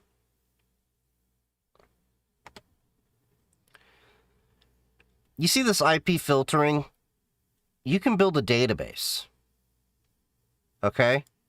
I need to redo it, but you can build a database to block certain things. And there are services out there that actually block these connections. So you can actually block, like, Adobe stuff and all that from seeing if you're downloading it. This has been known for years that you can do that. But yeah, you know, this is nothing new. They've been doing this for years. This is not really a vulnerability. It's by design. Thoughts on NVIDIA Jetson versus Mac Studio or other small computers for a local LLM? I'd probably lean more towards the NVIDIA Jetson because a lot of the LLM stuff specifically calls for NVIDIA / CUDA for their operations. So you'll just have easier access for a lot of that. And some of those Jetsons are actually cost effective. Now, getting your hands on them is a whole other issue. Macs are kind of expensive, though I hear some people have good luck with them using them for LLM studios, but yeah. They give them a letter saying, forward this demand to the person who owns this IP address that was assigned to this IP at this given date and time. So that technically means whoever owns the movie or game that you just stole or pirated are suing you, but they don't even know who you are yet. And it's literally is written on the paper, John Doe, because the only thing they really have on you is the date, time, and IP address, and possibly the file that you were downloading at that given time. The letters are basically templates they created to look as terrifying as humanly possible. That's actually their entire business model. It's just scaring the absolute hell out of you into reacting fast and paying money right away. $150,000 in damages, your IP address, this date and time, scan this QR code now to pay and settle for $2,000. You have 14 days, time is limited, or else we're going to be taking you to court. The reality of it is they're actually just strategically pricing their demand letters right under the amount it would cost you to actually fight them back. If fighting them back, for instance, cost, let's say, $3,000. Yeah, a lot of companies do this tactic. And guess what? Sometimes the best course of action is to actually close your mouth and pay up. But what happens if you don't? It really boils down to one of two things. The first thing that could happen is that you could actually be sued by this company in federal court for the amount of money that they're claiming. The second thing is that no follow-up lawsuit will ever be filed. If you don't answer, you're kind of rolling the dice. To not answer and say I'm going to do nothing and let it play its course, well, that goes into a default. In those cases, strike three with their movie content, they are usually seeking the bare minimum, which is $750 for what's called non-willful infringement. So if you have 10 movies, it's going to be $7,500. The most interesting thing is when the copyright trolls come after you for doing something a lot more embarrassing than just pirating anime or video games, for instance, but instead adult videos. If you don't know me, my stance on P is crystal clear. I made like a 30-minute documentary where I exposed every study showing exactly how harmful it actually is for you and how early kids are being exposed to it. But if you were to go ahead and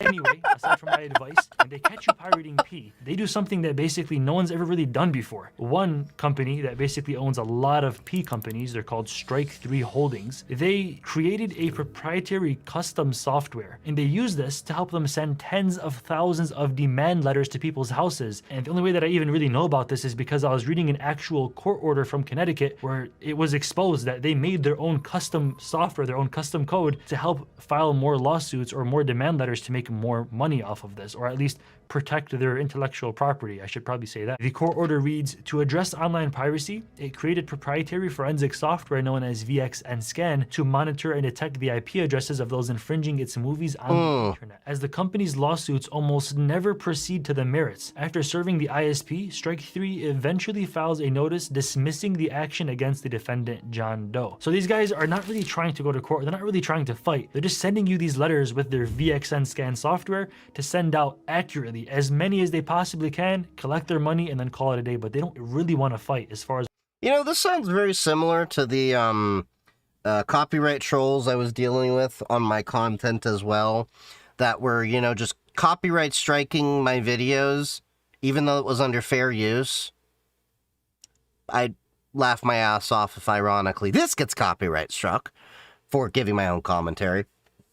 But yeah, it seems like a lot of companies, in order to extract money from individuals easier, they basically scare you into paying them or being compliant with their extortionist ways to access your copyright and stuff. Yeah, companies are sleazy very often when it comes to this stuff. And usually it's the failing companies that have these kind of tactics. Here, Strike 3 is the one that created the software VXN-Scan, right? It seems very vague, that software. I can't really learn too much about it online. Is it, by the way, on design, or do you know more about it, or is it just like some mysterious... The only way you're going to find out about that is digging into a litigation, Okay. getting into discovery, getting experts in there, maybe some forensic experts to see exactly how things work. You know, the cases literally just don't go to that stage. It's going to cost you a lot of money just to get to that discovery stage. This software that they use to catch you automatically is honestly really mysterious because we don't know much about it. My theory is that it scans for their content across the internet or across these piracy websites. It snoops in and finds all of the IP addresses of whoever is in the mix, and then it filters down to whichever countries or states they have jurisdiction over, and they immediately start filing lawsuits. It's almost like a... Yeah, it wouldn't be too hard to actually create that. I mean, theoretically, you basically would just have to go to all the major torrent trackers, scrape the website, grab all the, you know, magnet links and torrent files, launch a BitTorrent with all that stuff, gather all the information inside of there. So you could totally do this through CLI using something like, what, Transmission, I think is the one that runs over command line. You could totally do this, and then if you were to run this on a Kubernetes cluster, you could totally have it scale as you needed. This isn't actually that sophisticated to do that. And of course, you know, to make the letters and all that, that'd probably be tied into other things, but it's not that complicated on paper to gather that information. This is why I tell people, you do this, use a live USB, change the MAC address, and do not log on to anything with your name, and use Tor or someone else's internet. I mean, MAC address can't really do much except, hey, say that you're this device, but yeah, if you switch it, then yeah. But all in all, I mean, you don't need to really use a USB, they're not that sophisticated. They're really just going off of what's going through, like, the distributed hashing table and stuff like that to find all the IP addresses that are in the swarm, and then correlating that information to the ISP. So they usually put these alerts through the ISP, and then the ISP forwards to you. Automatic lead generation file software, right? If that makes sense. I'm just assuming. I'm not making an actual claim on them. I'm just kind of guessing what it possibly theoretically could do. But what's even more scary... Yeah, it makes sense. Like a lead generation software. Company claiming that you pirated their videos. It's addressed to John Doe. Okay, and if you don't pay them now and solve this before they actually take it to court or it defaults, you might not be John Doe any longer, and your real first and last name would be publicly available across the entire World Wide Web as associated to that P video with the exact name and genre. Everyone's gonna know that you were downloading that adult video, which could really ruin your life. Since in the USA, anybody can look up any court case and find out pretty much anything about it, unless the judge gives you the permission to hide your full name, then imagine you're a school teacher, for instance, and parents of the kids that you're teaching want to just look up your name to make sure that you're a good person, and they see a court document claiming that you were caught for illegally downloading P videos with the name of the video. We're talking about date and time, and you actually fought it in court. That person's going to lose piracy their job litigation 100% immediately if that ever goes public. Imagine you're a big time at a company that you spent 20 years trying to get the top position of, and then that goes public. They're going to drop you because it'll make their company look bad. So basically, in this day and age, if you happen to be with the company for 20 years and you're in the board and all that stuff, and then they're like, I'll put it this way, they're doing rails of special white Colombian powder, probably at these boardrooms and C-suite. I don't think they're going to care that you happen to like one adult video, okay? You got caught for it. They're probably going to be like, yeah, I watched that same one with my wife the other day. You know, like, I don't think they're going to care in this day and age. And if they do, they're behind the times. everyone's gonna start to kind of push away from you because you're. That's what VPNs are for. Yeah. Video online, and it's actually scary. I feel like the companies that are sending out these demand letters when it comes to P videos know that if people don't pay up right away, there's always a chance their name can go public, and it's probably better off they just pay us $2,000 or $3,000 or $5,000 right now before that possibly becomes the case. Okay, I do want to make a note, though. So you remember when, like, there were scammers that you would say, hey, we got access to your computer, and we had, taking some pictures, like, proving that you were watching adult content, and unless you want us to embarrass your family, pay this ransom? Yeah, I've gotten those, like, I think 3 or 4 times, and every single one I sent them a dick pic. The only time I've ever sent a dick pic is to a scammer. I would totally do that again. Sometimes. What's this video called? Getting sued for piracy is so scary, from I Am Lucid. No one must know I like that bunny video. Be associated with some of the movies. I was in the room with them watching it through their webcam. These cases with Strike 3, the courts are very firm on the fact that they want anonymity. They don't want you putting people's names out there to try to get leverage and try to get a higher settlement. So by and large, most settlements are anonymous. There are some times if you're going to default, you're not going to be anonymous. Your name's going to be in the public record if you default. But if you're not afraid of losing your job, you literally could possibly get evicted from your apartment. Typically, a lease will actually write something saying that you have to follow all state and federal laws to be a person that we are leasing to. And if your name comes out from a case like this, they can just look you up, find you in any employment background search software, or look up on Google online, and they technically could say, hey, you broke the contract, now we're going to kick you out for not following the law. And it gets even worse. Assuming you somehow haven't lost your job or your apartment because they kept your name private, the settlement amount can be so expensive, you end up having to pay for it with your freaking car. And if you don't have money or a car or any asset that you can pay up with, they can literally garnish wages up to 25% of your pay from your employer. They will literally make a court order to your employer saying, hey, whenever you pay Alex, give us a quarter of it for the next 15 months until we get what we're owed. Imagine that could really, like in today's economy, that could end somebody. But a lot of people on Reddit mentioned something interesting about their Strike 3 letter. They did nothing and nothing happened. One Reddit user even posted about not being given the letter until way later after the due date because their landlord forgot to give it to them, and when they checked online about the claim that was made against them, it was voluntarily dismissed without prejudice, meaning that they could reopen it whenever they wanted before the statute of limitations, which is about 3 years in the civil case, or 5 years if it's the government suing you for it, if I'm not mistaken. Which actually got me thinking, the more people that pirate their P videos, the more money they're making. It'd be pretty convenient if one of them said, you know what, let's just create our own pirated videos and post it on these pirate websites so we can actually trap and catch people that are pirating our videos. We can supply it, and once they download it, we'll immediately sue them right away. There's no evidence for this happening, I would assume, so I actually asked. They don't need to do that because you would just have the torrent file or the magnet link do all the work for you. There's no reason to have a website do that. The magic isn't so much in the torrent tracker website. The magic is finding the torrent and then grabbing all the information from all those people connected. That's all there is to it. It's not a super sophisticated thing. Next time you use a BitTorrent, poke at the files. You'll see, you can see other people and where all the connections are coming from and who all is in the swarm. What do you think about Valve's new hardware? I think it's pretty interesting. I think the Steam machine will be really great for entry-level computer people and to fight against consoles. And I'm really interested in the Valve frame as well as the Valve controller. Those are the two things. I want the controller for sure. The frame, depending on the price, I want to get it because it's a dedicated computer. And I think it'd be great to have as a private like TV screen. So whenever I have someone in bed with me, I don't have to worry about disturbing them because I like to watch TV as I go to sleep. My lease they had me sign July says no doorbell cameras, patio cameras, period, outside. What the hell? Now, I'd fight that because having cameras on your own property helps you be more safe as well as your neighbors. Because I've noticed that, and my neighbors have said this too, since I've put up the cameras that I have, there's been less crap happening around my area for several houses around me.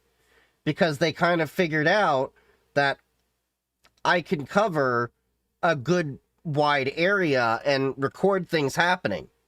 Because I in the, what do you call it? The viewing angle, I have it wide enough that I can see into other people's yards and stuff because I want to have all the angles covered. I want one of them AR glasses so bad. I think AR is going to be more, is going to be much better than VR in the long term. Sound like they want to visit without proper heads up. Yeah, that's what it sounds like to me. Favorite camera systems? Honestly, I recommend going to a local alarm company and seeing what they have. I forgot which brand my company went through, but I have them all wired through PoE. But yeah.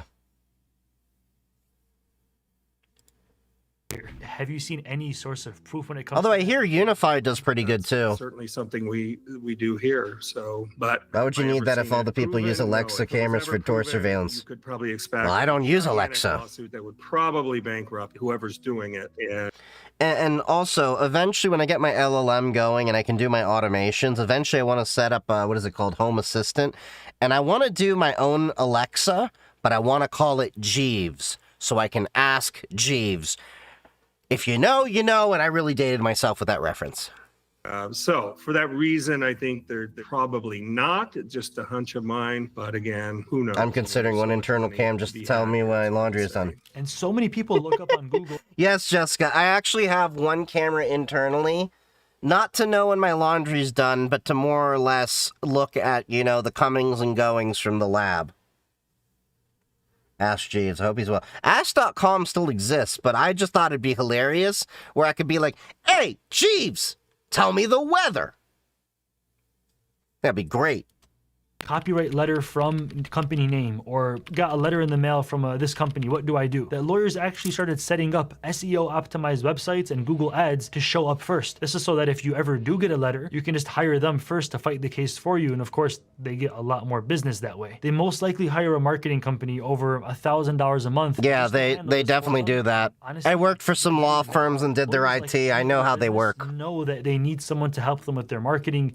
They just don't know how to. And so this video is sponsored by Go High Level. It's what I personally use as my main full-time source of income. I have a door sensor to know when my front door opens and camera covering the whole living room because the guy below me filed so many fake complaints. I have parties at 3 a.m. and cops come to ask. Seriously? One dashboard. I used High Level. I mean, I have sensors on all the doors and glass break sensors and all that too. Google reviews in just 4 months of signing up with me. Because of this, they're ranking way higher on Google, hitting the #1 spot for a few different keywords in the city, and they're actually getting more calls and more business than they have ever before. So I do everything from building websites, AI agents, SMS and email marketing, and it's all done inside of Go High Level. It's what I do full time now. I'm actually able to Can't wait to move. I worked with High Level to get you a I bet you can't with that kind of crap. If it's a good fit for yourself. You can just copy my snapshot onto your account and go from knowing nothing about it to landing your first client within your free trial. So there's basically zero risk. One judge actually got so pissed off at at Strike 3 that he literally denied their motion to subpoena the ISP that would reveal the identity of the defendant. Then he even said, armed with hundreds of cut and pasted complaints and boiler discovery motions, Strike 3 floods this courthouse and others around the country with lawsuits smacking of extortion. It treats the court not as a citadel of justice. Oh, go judge!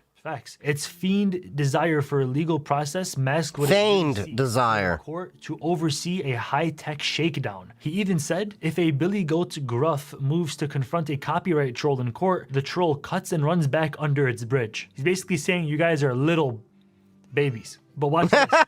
He has taken an issue with the term troll, asking a Florida district court in 2022 to preclude the defendant from referring to the company as a troll. Oh, he said. And on January 18, 2023, the U.S. District Judge Mary Scriven denied Strike 3's request. We don't like to be called a troll. Can we not be allowed to be called a troll in court? Court says, no, they can call you a troll. Case dismissed. Another company realized how much money is in this trolling business, and they actually went all in. Their name was Right Haven before they got countersued into nothing. And if you thought Strike 3 was bad, Right Haven's business model was on another level. These guys were like legal gangsters, and their strategy was like this. They went up to different news companies, like the Las Vegas Review-Journal, for instance, and they'd say, look, let's make a deal. Let's find people who are reposting your articles on their blogs, and we'll sue them for you and give you a cut of the money. Deal? Newspaper was like, oh, free money, sure, let's do it. So Right Haven didn't even own anything. They just kind of took the rights to the article so that they were able to go in and fight and collect money and bring a cut back to This reminds me of those media creator networks that like copyrighted my videos and stuff that I made. Freaking planet Earth. They sent thousands of letters to anybody and everybody demanding. I'm in the wrong bid. I should start suing. Reposting a single news article. Yeah, you and me both. You have just screenshotted an article from a news source and posted it on your story or something like that. Imagine a $75,000 lawsuit just for pressing a share button that was on the article itself, asking you to share the article. It made no sense. And these guys were settling a lot. They were making millions of dollars. They were basically printing money out of thin air until they sued the wrong people. They made a huge mistake. That's always how it happens. Being represented by the EFF, the Electronic. Oh, our boys and girls are back. Our favorite nonprofit, the Electronic Frontier Foundation. I will always plug them whenever possible. I am a gold member of theirs. They're the best nonprofit in this entire country fighting for our digital rights. Go support them at EFF.org. There's pretty much never been a thing they've done I haven't agreed with. And you'll probably look through it and be like, yeah, they need my money too. Yeah, EFF for the win. They were behind the Ray Hunter. They were behind Privacy Badger. They're one of the main groups that actually is supporting Tor, the Tor Foundation, and the software. Yeah, they're a great organization, and they do shit like this. Yeah, thank you, Kara, for dropping that donate link for them. I'm not affiliated with them. They're a nonprofit, so this is a tax deduction if you want to do that. I'm not affiliated. I'm just saying I love them. I'm a member. You should be too. Frontier Foundation. These guys are basically the Avengers for internet rights and privacy. The EFF lawyers found an... The Avengers? The Avengers wishes they could be the EFF. Insane flaw in Right Haven's entire business model, and this literal one mistake destroyed their entire business into nothingness. The lawyers argued that Right Haven's whole business model was baseless because they asked the judge a simple question. Did Right Haven own the copyright at the exact moment that the infringement took place? The answer was no. The newspaper still owned it, not Right Haven, and they only got their rights afterwards. And so because of that, they are basically suing someone for something they never actually had the right to sue for. And a judge actually ruled that Right Haven had zero legal standing to actually sue in the first place. But it gets even crazier because the judge didn't just dismiss the case and say, oh, whoop-de-doo, let's just drop this case. He actually ordered Right Haven to pay the defendant's legal fees, tens of thousands of dollars. And then this happened again with another case, and again, and again, and again, until eventually they got sued so many times, they actually had to pay back everything and they had no more money left. They actually went... So this is actually a great thing to know. So, you know, like, because we've talked about this before with Tesla. Tesla has a lot of lawsuits going on for wrongful deaths and things like that. The reason why they fight tooth and claw for all of these things to at least just get status quo is because of this. this is a clear example of once you get a chink in the armor, you have that first domino fall, they can then get slammed with lawsuit after lawsuit after lawsuit after lawsuit, and then lose everything. That's why so many companies lawyer up so incredibly hard on what seems like, dude, just settle or do that, or, just admit fault or whatever. Because if they do, they'll actually lose more than just that case. Because then it sets a precedent for other people to go in. And I'm betting if we looked into all these court cases, that's exactly what happened, was the EFF set that first domino to fall, and then everyone else had the same argument going back in, and it just was a loss after loss after loss after loss.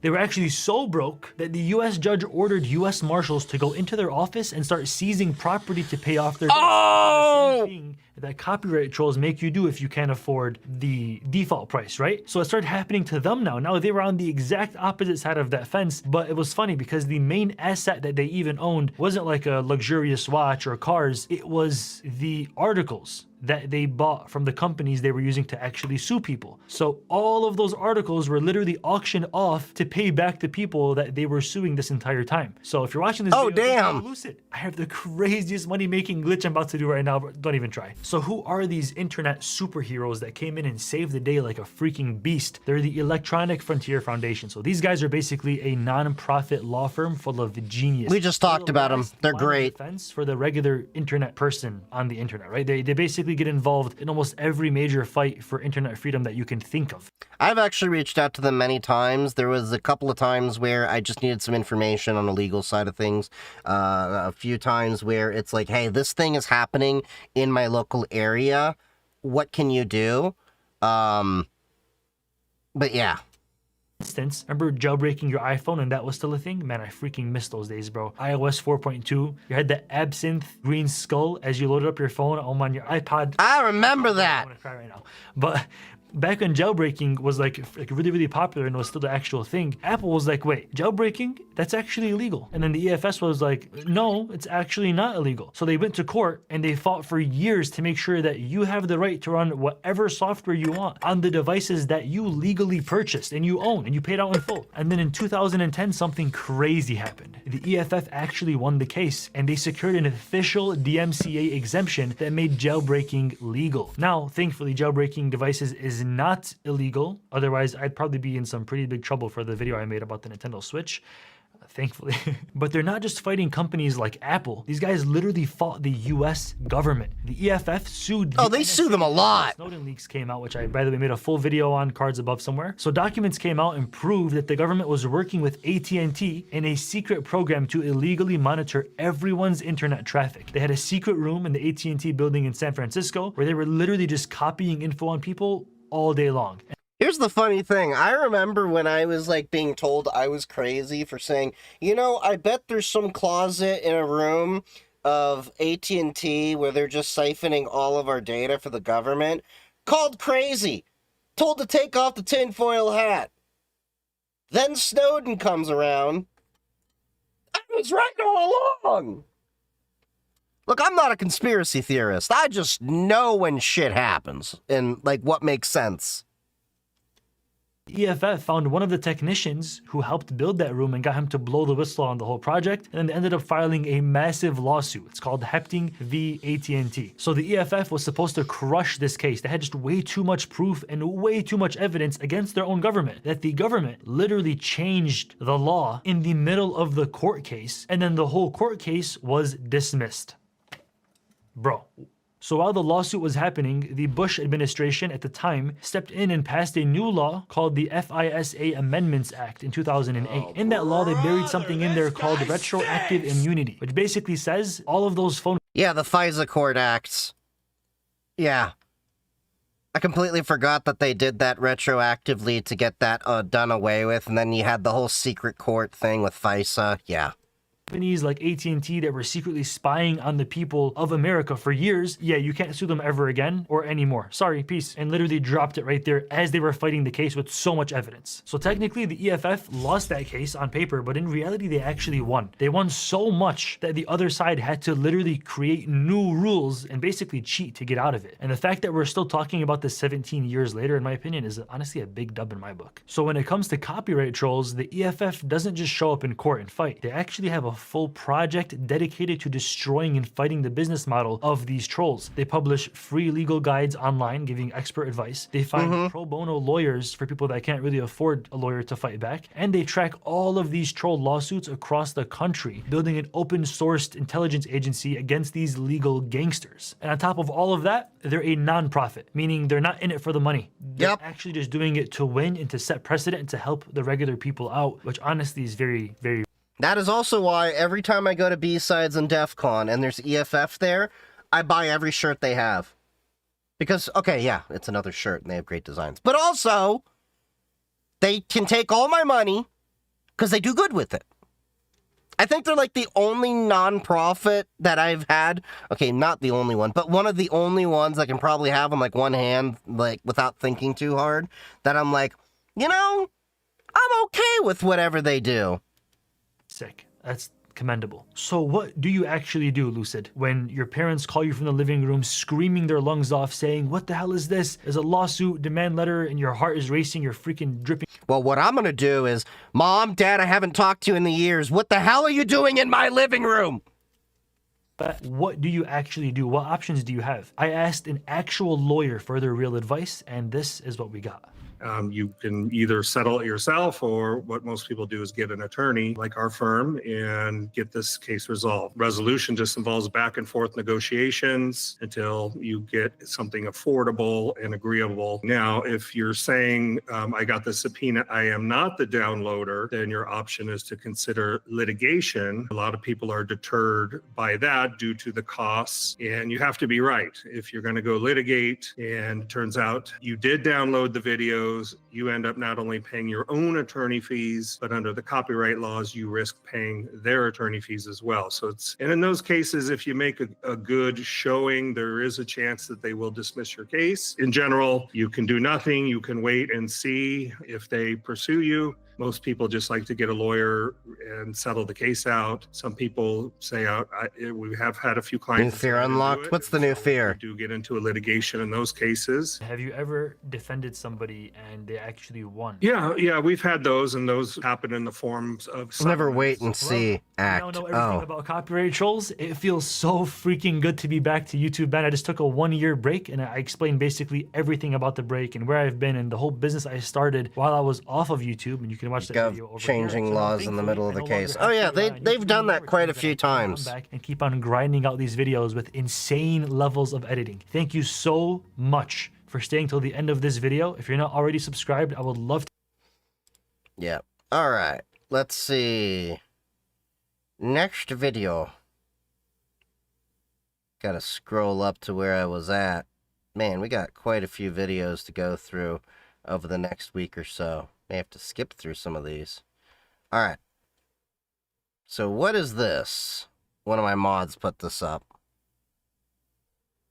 This is a short cooking show is just all it says. A chef can walk into any kitchen and make a meal out of what's available. Chefs, your next test is to prepare a dish using only ingredients found in a college boy's house. Your time starts now. There's nothing in the pantry. Maybe we could use the mold? Yeah, like a subversion of fresh food. Is that a meat? What the fuck is that? I got room temp ice cream and a cracker. What? Men, you know this is true. You know this is true. Don't even tell me. No. This is like what you were like in college. Make that's not poison. What are we making? A beer soup? Yeah, with a Bud Light base and a Coors Light finish. What? And what do you A milk bag? Okay. Canadians and Europeans actually do get their milk in a bag, and I actually do agree with the bagged milk idea. Not the Ziploc bag, but yeah.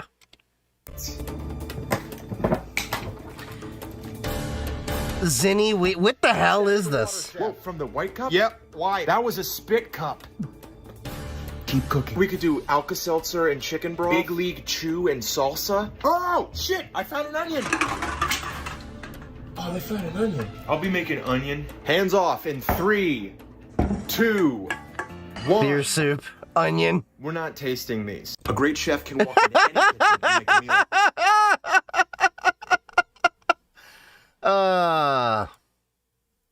Okay. I think that show is called Culinary Class Wars on Netflix, and I love it. Someone send this to Gordon Ramsay. Yeah. Alright, so from Tom's Hardware. Critical motherboard flaw allows game cheats. Riot Games blocks Valorant players that don't update BIOS. Security patches pushed live by all major motherboard vendors. So, there was a flaw. Apparently, Riot Games required people to do a BIOS update before they could actually continue. According to the company, the Input-Output Memory Management Unit, IOMMU, which protects system RAM and direct memory access devices, is not fully initialized upon boot in some motherboard models. This means that even though the BIOS might indicate that pre-boot DMA protection is active, it's not actually protecting the entire system. DMA devices are hardware that... God damn it! I talked about this a year ago. Hold up. Hold up. Hold up. I'm gonna find this video. Because I talked about this exact same problem when they were just starting to discuss IOMMU requirements. I remember this, and I said it was gonna cause more problems. Okay, give me a sec. We're gonna go on a magic trip over here. Through my YouTube library. Hold up. Wait, no, I think it was newer than that. No, maybe older than that. Here we are. Kernel level anti-cheat is dumb and a disaster waiting to happen.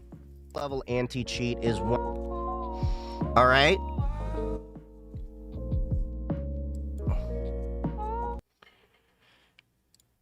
Oh, come on. Riot has been talking about how they even want to look at hardware-level security requirements through things like IOMMU, Input-Output Memory Management Unit. And what that is a feature set inside of hardware that allows your operating system to... I talked about this! What is going on in the memory for...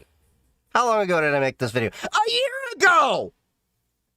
I talked about this a year ago! I need to put a sound down there that said, I told ya. I told ya. I called this bullshit out a year ago when they were thinking about it and how it's going to create more problems potentially. I called this out. So now they're hooking in deeper to your device with these kernel level anti-cheats. And now they're blocking your ability to play games unless you update the BIOS to fix the IOMMU issues. And mind you, a BIOS update is not something I recommend the average person do unless they are actually having issues with their hardware for any reason. Now, as an SOP, I look at when we have vulnerabilities that come out and update my BIOS. I also, have been honest and say whenever I buy a brand new motherboard, I actually update the BIOS right away. This one still needs a BIOS update for an AMD vulnerability that was a while ago. But I would not recommend the average person there because the average person does not realize when you do a BIOS update, if you mess up a BIOS update, your system may effectively not boot, and you will need to replace your motherboard. And for the average user, that is a huge risk. And like, for those of you that are like, oh, it's not that big of a deal. Imagine they do it in the middle of a thunderstorm and power goes out for a second. There are so many things that could potentially go wrong. The demise of an engineer, constantly predicting the future. Yeah, I I called this exact issue out a year ago.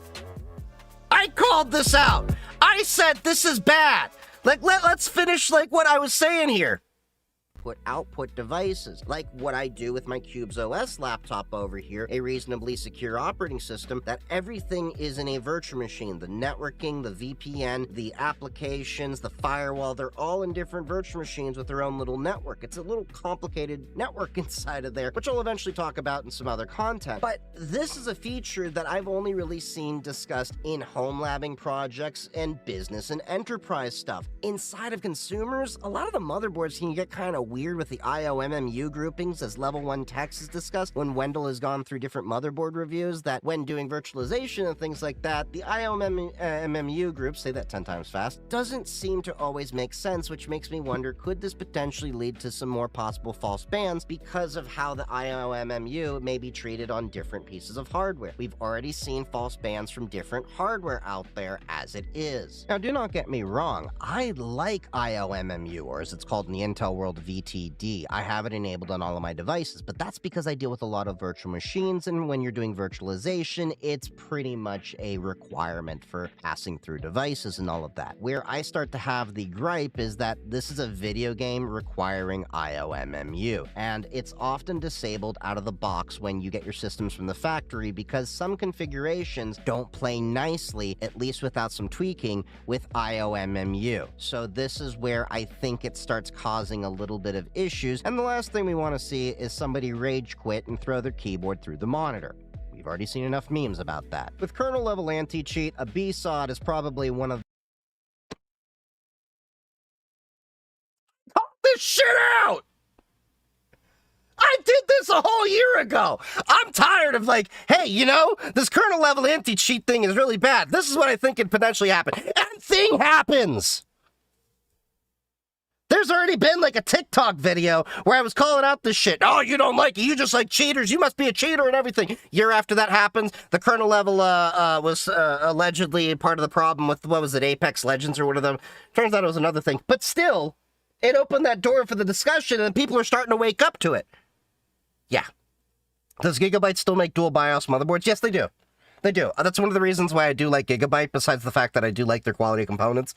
My motherboard, Gigabyte. My GPU, Gigabyte.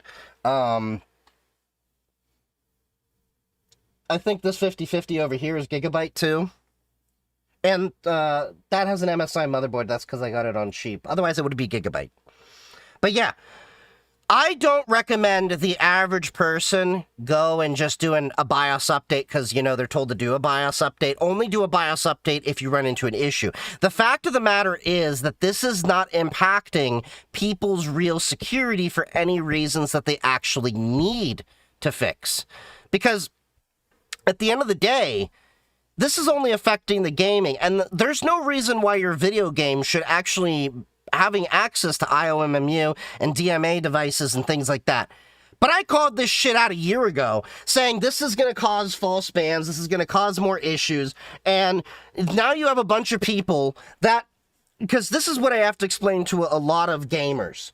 When they're like, you know, in the past few streams, people are like, well, the Steam machine doesn't make any sense, you know, because I can build a machine better. The average person, the majority of people doing gaming on PC don't build their machine.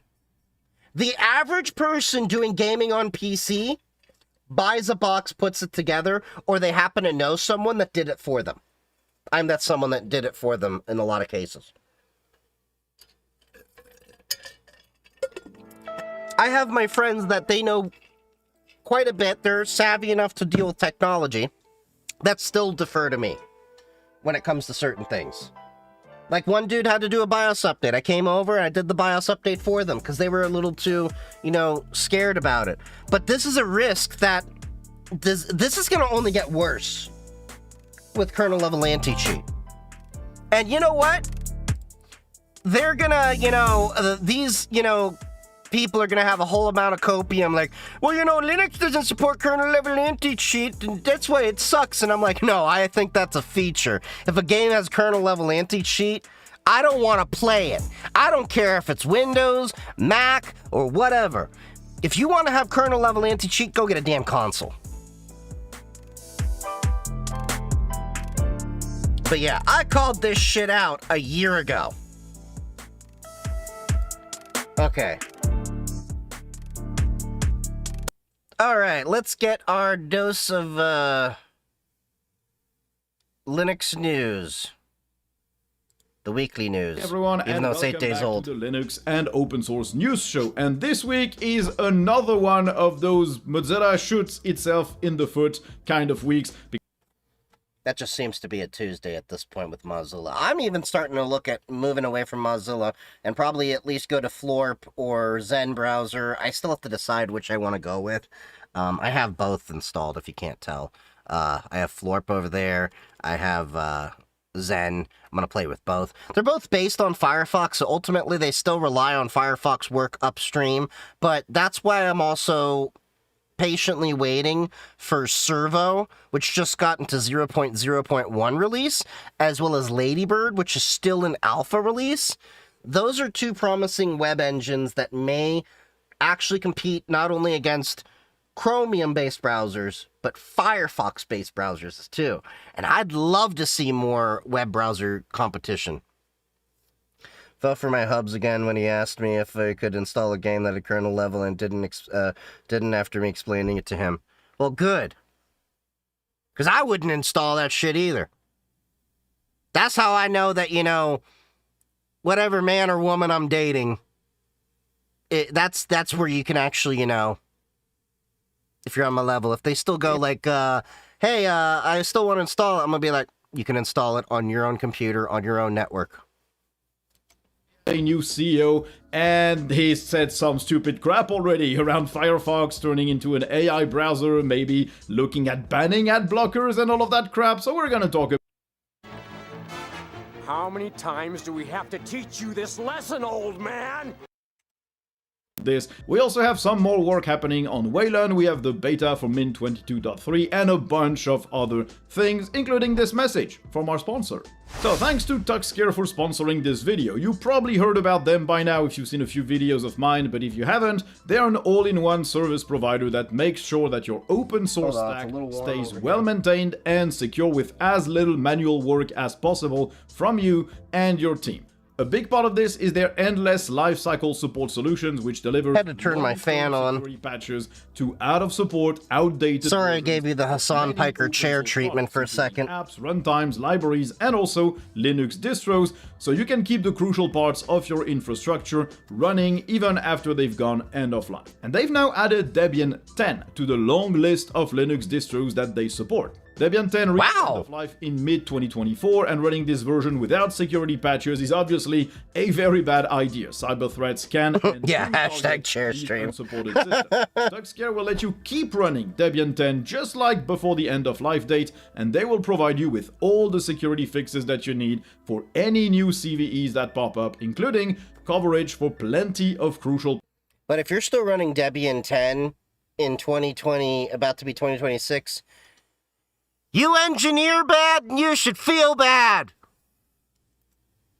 In Debian's repos like Apache, OpenSSL, PHP, Python, and a lot more. So check out Tuxcare's endless lifecycle support for Debian 10 with the link down in the description, and they also offer the same services for a bunch of other distros, and you'll get links to all of that from their website too. So, Mozilla has a new CEO, Anthony Enzor DeMeo. He replaces Laura Chambers at the head of Mozilla, and he published a little blog post that set the tone. He says that trust is the one issue in tech and browsers that they want to fight for, and that he wants Mozilla to become the trusted software company, basically making Firefox a platform that lets you connect to a bunch of trusted solutions. He says that Firefox and Mozilla can be what people decide to choose, decide to use, and to get to that result, he has three main ideas. The first one is that people must have control over how things work. Whether it's about privacy, data use, AI, he wants everything to be clear and understandable, and he wants people to always be able to turn off. Hasn't this been what Firefox has been doing all this time? Of Mozilla to be fully transparent, so people know who's funding what, and that comes again. Trust issue. They've been doing this already. So now this is all well and good. Those are good goals that Mozilla currently already achieves. But yeah, third, he wants Firefox to become a modern AI browser, a sentence that immediately kills Brother, what's that? What's that, brother? AI browser. F these AI browsers! Get me a regular internet browser. If I want AI, I will attach it in there with an extension to my local LLM. You don't need to throw LLMs into my browser. I want to put my LLM into my browser. If I don't want to have it, I think web browsers are already too bloated as it is. We don't need to be throwing more junk in there.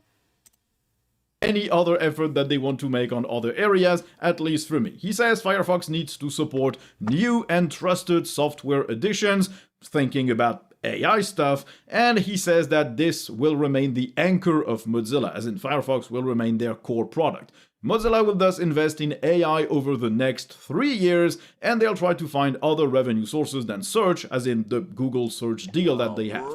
After the very much expected and deserved outcry from the community, Mozilla did confirm that they will be implementing a kill switch for all of these AI features to ensure users can disable every. No, how about you make it opt-in, not opt-out? We don't need this shit. We're already tired of Microsoft throwing Copilot and all the other malware-like features that they keep shoving down our throat. What makes you think we want this in Firefox? You were the chosen one. You were supposed to fight the dark side, not become part of it. What the hell? And they said that the AI stuff would be opt-in, but the developer saying that also said that just clicking a toolbar button could be considered an opt-in, so that doesn't really mean much, which is why it's good to have that AI kill switch so you can be sure that none of those features appear anywhere for you. This will be there in 2026, so I would assume by the time they start tacking on that AI stuff to Firefox, you'll already be able to disable it, but it still means Firefox will be laser focused on adding AI tools which will connect to known providers. So the usual suspects, OpenAI, Gemini, and anything else, that's what they're adding to Firefox. A way to connect to those, which in my opinion is a huge, huge mistake because that's already what everyone else is doing. Yeah, I think it's a huge mistake as well. And let me put it this way. I think that, like, to your point about, yes, stop auto-opting me in, Jessica, the informed consent is lacking. We need informed consent. And I think that we shouldn't be teaching kids just about consent about what happens in the bedroom, you know? And that you should be checking in regularly, you know, like, are they still okay with the thing? I think we should be teaching our children also about consent of the software they use. I think when you go through a developer course and you're a developer in the field, you should get HR courses and then you should get user rights courses that teach you about consent. Have them go through the corny videos about is this sexual harassment or not, but about are you abusing your users' data? Is this what the users actually want? They are binarily harassing me. I don't even know if that's the correct term, but I'm gonna go with it. I've been doom scrolling and listening to you. I actually got things done. Thank you. Oh, you're very welcome. Glad you got some things done. Add insult to injury, the new CEO also said to The Verge that Mozilla even considered banning ad blockers from Firefox, as this could... What the fuck?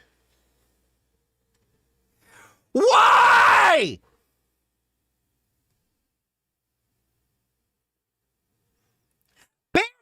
Blockers in Firefox. This is not the Firefox we knew, like, and trusted.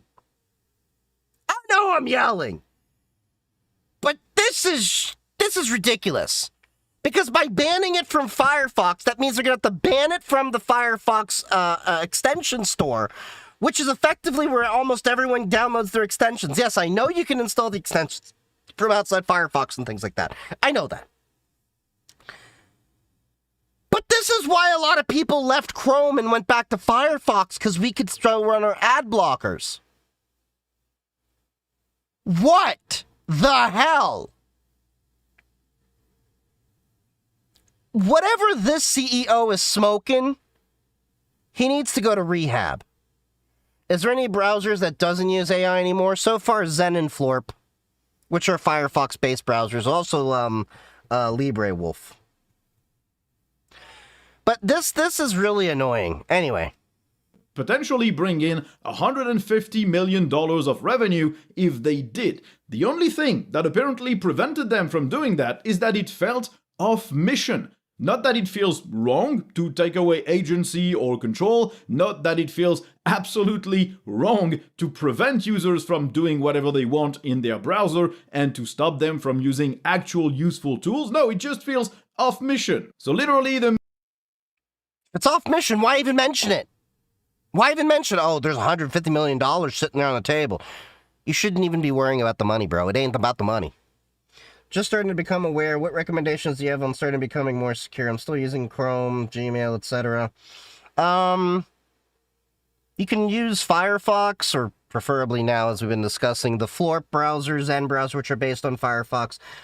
Replace Gmail with Proton. I am affiliated with them. Links are in bio, but I've been using Proton longer than I've been making content.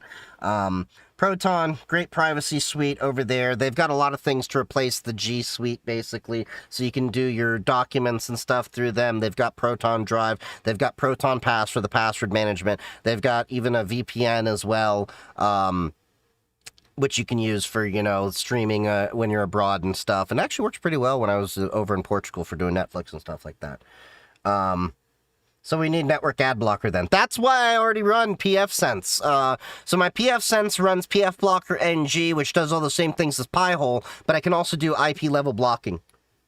But even then, there's certain things I have to use the ad blocker with. And I use ad nauseum for that.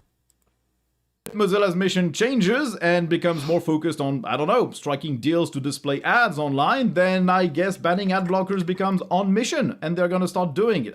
This is the stupidest crap you could have ever said as the CEO of Mozilla. Yep. He says it on his first day. Wonderful. And then, of course, we have the entire AI issue. This, for me, is enough, combined with all the previous blunders of Mozilla, which have been very well documented. This is enough for me to delete any copy of vanilla Firefox from any of my systems and to never recommend anyone use Firefox, pure Firefox, again. Yeah, this is basically becoming my final straw as well. Like I've, you know, been showing you, I have other browsers on here. Yeah. So this is Florp, which is a Firefox-based browser. All the extensions and stuff still work with it. A little bit different of a vibe there. And then you have, what was it? You had Zen.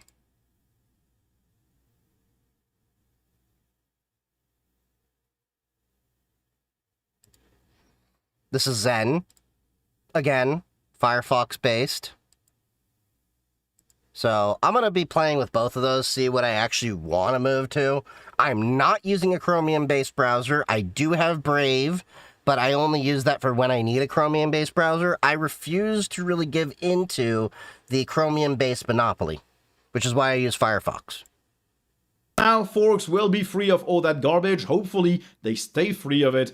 The problem isn't necessarily the AI integration, you can turn it off. The problem is Mozilla is focusing on doing the exact same thing everyone else already does, months late, in a worse way, not in a more ethical way, not in a more open source way. It is a useless focus if you're doing it this way. It's exactly like bringing Firefox VPN or Firefox Relay or whatever else. You're copying existing products and not doing What's a good Linux better. replacement? The only differentiating factor I use Pop OS, but people like Linux Mint, Zorin, this is not Nobara. the focus. People want a Firefox that is faster, that is more compatible, that has more interesting features. If you want to add AI, develop extensions or let extension developers make it, and they will complete that integration for you. They'll make it faster and they'll make it better than you. You don't need to focus on this. Focus on differentiating yourself from all the existing AI browsers. You're just copying everything that everyone else does. Again, this is not how Firefox succeeded. Share gains ever. Firefox succeeded You're still by being different. Down the drain. It's insane to watch and really disheartening. So hopefully Firefox forks will Google TV got that AI Gemini thing. If they don't, well, I don't know what I'm gonna use. Unfortunately, Servo is still making a bit of progress. We talked about Servo, so they're now out of 0.0.1 and they're now on 0.0.3. the release of version 0.0.3, which of course is not at all ready to provide an alternative to Firefox or Chromium-based browsers, but the work is still interesting. The engine now supports context menus, so right-click menus for... What do I think about Fedora? I don't have an issue with Fedora per se. It's just that their cycle moves a little bit too fast. They have a release every 6 months, just like Ubuntu has another standard release. I need LTS stable releases where I get at least 5 years of support, because I don't want to upgrade my system and workflows that often. I'm on Pop! OS 2204, which is now on going to be its 4th year. I'm going to upgrade to Pop! OS 2604 in April or May. Then I'm probably going to stay on that operating system, 2604, for probably at least another 2 years until 2804 comes out, or maybe I'll hold out until 3004 in 2030. Images and various other web page contents, meaning you can start implementing some better functionality in a future browser using Servo. It also now supports the controls for HTML5 video, so you can play, pause, and all of that stuff. It supports compressing and decompressing streams as well. The Servo embedding API that lets you add a Servo-powered web view is also now improved, letting each web view set its own context. Fire Stick 4K only lasted 2 years and I didn't get the warranty on the web views in the system, and CSS is now I've been okay with Roku so far. And the page layout for better performance. Of course, that is not really enough to make it usable as a daily driver. You would still need a competent browser UI around that engine, which currently is not really the case. But this is something that I'm looking at very intensely, because with Mozilla going down the drain and everything else being basically completely controlled by Google through Chromium, we really need another option right now. Now, I totally agree. That's what I was saying earlier. As KD 6.6 will fix a few annoyances with Wayland, and they probably should, because they're going Wayland only in about a year. So 6.6 will improve how screen... Wayland only in about a year, my god. I remember when we were just talking about Wayland, you know, just coming out into the scene, and we're like, how is that going to work with X11 and everything? And now I'm at the point where I'm still on X11, but my virtual machines are now on Wayland, and I will be on Wayland in a matter of months with Cosmic when I switch to Pop! OS 2604. It's really amazing how that changes. X11 was this mainstay for the entirety of my entire life, and tinkering with Linux, and yeah. Works under Wayland, where previously it was sort of unreliable. It would sometimes work properly, sometimes not. Sometimes the image would be displayed on only one of the displays instead of being mirrored. Sometimes it wasn't to the right size or the right scaling. When you update your Pop! OS, is it like updating to a new Windows version where it's a fresh install? You can do either way. You can upgrade in place, or you can do a fresh install. I prefer to do a fresh install. So I take everything from my home folder, I back it up, completely install Pop! OS clean, and then I put the things that I actually need back in my home folder, and then I reinstall whatever else I need. So, like, I'll keep my Virtual Studio VS Code settings and things I need there. I'll keep my apps I have installed in a, what the hell?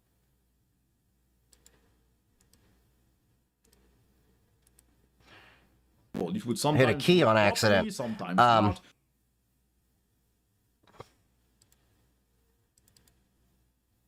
The hell? My display for this got all wonky. Interesting. I hit a key. I don't know what I hit. Oh, there we go. Option right now. But yeah, you have a choice of clean install or not. I choose to do clean install, but you can update in place. You can also refresh the operating system. Pop! OS has a recovery partition built in, which is kind of nice because I actually used that a few times when something went wrong, and I just went into there to modify whatever I needed to have done. And I could reinstall the OS from the recovery partition. As KD 6.6 will fix a few annoyances with Wayland, and they probably should, because they're going Wayland only in about a year. So 6.6 will improve how screen mirroring works under Wayland, where previously it was sort of unreliable. It would sometimes work properly, sometimes not. Sometimes the image would be displayed on only one of the displays instead of being mirrored. Sometimes it wasn't to the right size or the right scaling. Yeah. In short, it just was very hit or miss, and that is a super important big use case for anyone who uses Plasma. Yeah, they're getting rid of X11. Any sort of slides in a meeting, for example, or in a classroom. Also, scaling factors will be better selected by default when connecting to something like a TV, likely to avoid having extremely small interface elements at 4K, a super small mouse cursor that you simply cannot use at all. Again, very useful for displaying slides in conference rooms or classrooms. To help with all of this, the K-Screen Doctor command line tools now lets users add custom screen modes, and they will inform users that screen mirroring is available and possible. Now That's actually useful because the way I do mirroring, the way I do my streaming is I have this monitor connected over DisplayPort, and then the one HDMI output on the GPU goes into the capture card over here. Effectively, this center monitor is mirrored out the GPU to that machine. Tons of other things in Plasma 6.6, but the focus on Wayland specifically is crucial because they're gonna entirely ditch X11 support for the Plasma desktop in early 2027, so they basically have a full year to fix all the big annoyances that remain for specific use cases. This was one, and it's nice to see it gone. And still on Wayland, a new version of the Wayland protocols was released this week, version 1.47, which again improves the color management protocol and HDR support. They have removed some restrictions on various formats to let certain movies play in HDR. The previous behavior was apparently too strict in detecting various formats, which resulted Okay, so we're getting HDR. Nice. When they could have. They also added new properties that let compositors state that they don't want the colors to be adapted to the display specifically, so things can be rendered exactly as they were intended, something that apparently will be useful for color proofing applications, so maybe stuff like color calibration tools. Now this is stuff that won't be useful for a lot of people, but this is the kind of work that makes Linux a more viable platform for professional applications around a color grading workflow, around video editing, around photo editing, so this makes things better. If given the progression of Linux and how it's going, I don't see a reason why this wouldn't be more acceptable to professional workflows in the next few years. I think once Linux crosses that 5% user threshold, we're at 3% right now, you're going to start seeing things pick up. Like, I would not be surprised if eventually Adobe releases a Linux version, because there'll be enough Linux users doing content creation, and there's quite a few out there. He's creating his videos on Linux. We've chat on Mastodon, and he told me he uses DaVinci Resolve on his Tuxedo computer. He's the one that actually was getting me to think about using DaVinci, seeing his content. And eventually I'll go to DaVinci for my stuff, but that's neither here nor there. There's also Kdenlive. Eventually, if you have enough users, move to DaVinci solely because, hey, this works on Linux or that, Adobe's going to see money going out the door, and they're going to be like, we need to capture that money. But they also don't realize the Linux market is the first market that'll tell you to go F yourself. Do you know what percentage uses Mac OS in comparison? It's also around like 3%, give or take. But I know when looking at the Steam gaming hardware survey, Mac users were less than Linux users. It was like 2.7, 2.8% to like 3-point-something%. So we're getting to the point now that there are actually more Linux users than there are Mac users. It's an interesting paradigm shift. The end, because this makes the platform progress and it makes it a more interesting option for third-party developers. GNOME has decided to ban AI-generated code from all GNOME extensions. Their new extension review guidelines state that if there is any clear sign of AI being used to write that code, the extension will not be approved. This apparently comes after the team noticed a whole lot of extensions with what they call unnecessary code patterns. which is basically the AI generating lengthy code instead of optimizing or finding a more compact way of doing things, or just creating methods and functions that don't do anything. One of the reviewers says that he spends 6 hours a day reviewing 15,000 lines of code, which of course is not sustainable as a volunteer, and during this review process he found tons of try-catch code blocks that were... So I don't know if I necessarily agree with this. I think that they should take more of the Fedora approach, which is that, yeah, you can do it, but you're responsible for it. I don't think that's too hard line of an approach. I do think, yes, you are ultimately responsible for your code quality and everything. You need to know how your code operates, and, you know, even I try to go through the code that my LLMs create and be like, no, we don't need it that way. That is an unoptimized way to do it. But there are a lot of lazy devs out there that will just literally vibe code their way through, but they won't vibe check. Not needed in a lot of new extensions, whose developers then confirmed that they used AI to write them. So what exactly will trigger an extension being rejected? Large amounts of unnecessary code, or a coding style that varies too much inside of the same project, which is a telltale sign of using AI because it doesn't really have a competent coding style if you don't teach it first.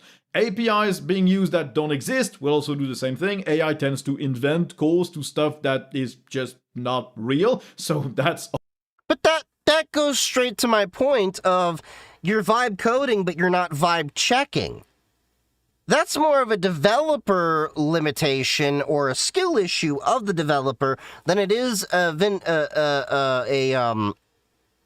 would it be vilification of AI? So this is a matter of you just have lazy devs out there that are not actually checking their code and they're just shipping it and saying, yeah, this looks good enough without actually running the tests and everything. Even when I run my code through LLMs and everything, I look at it, I test it a million times to be like, okay, this works or not. And then I know in some of mine, there's like functions that no longer serve any purposes I got to clean out. But I mean, code hygiene's a pain in itself. But nonetheless, this is issues with devs not, vibe checking. A problem. Comments in the code that are clearly LLM prompts, that's also what certain AIs do. Any other clear indication that AI was used to generate large swaths of the code base will trigger an extension being rejected. You can still use AI for code completion, for learning tool. They are just trying to avoid AI being used as the sole creator of the code, and so they don't waste a ton of time reviewing something that their author doesn't necessarily understand. They just want to know that the person submitting the extension masters what the extension does, is able to fix problems, and is able to answer questions. No, I totally agree with that part of it. Are not going to waste any time reviewing it. Totally reasonable. As always, AI, use it if you want, but you need to understand what it does and you need to understand how to fix the problems that it implements. If you don't, then it's just a waste of everyone else's time. I completely agree with that statement. The Linux kernel is no longer considered experimental. It is now firmly ingrained as one of the languages that you can use to write code for Linux, as in the Linux kernel, alongside C. They're thus removing the experimental tag from all of that Rust integration, and apparently there was no pushback at all on this move, which seems to indicate that the Linux developer and maintainer community has now made peace with Rust after 5 years. The Rust and C civil wars of the Linux community are over. Of sometimes pretty heated arguments around its inclusion. Of course, C is still everywhere in the kernel. It's the primary language for most of the code base. It is not being replaced at all. Rust has its use case, in Linux's case mostly drivers, but C also has its place, and it's still a predominant one.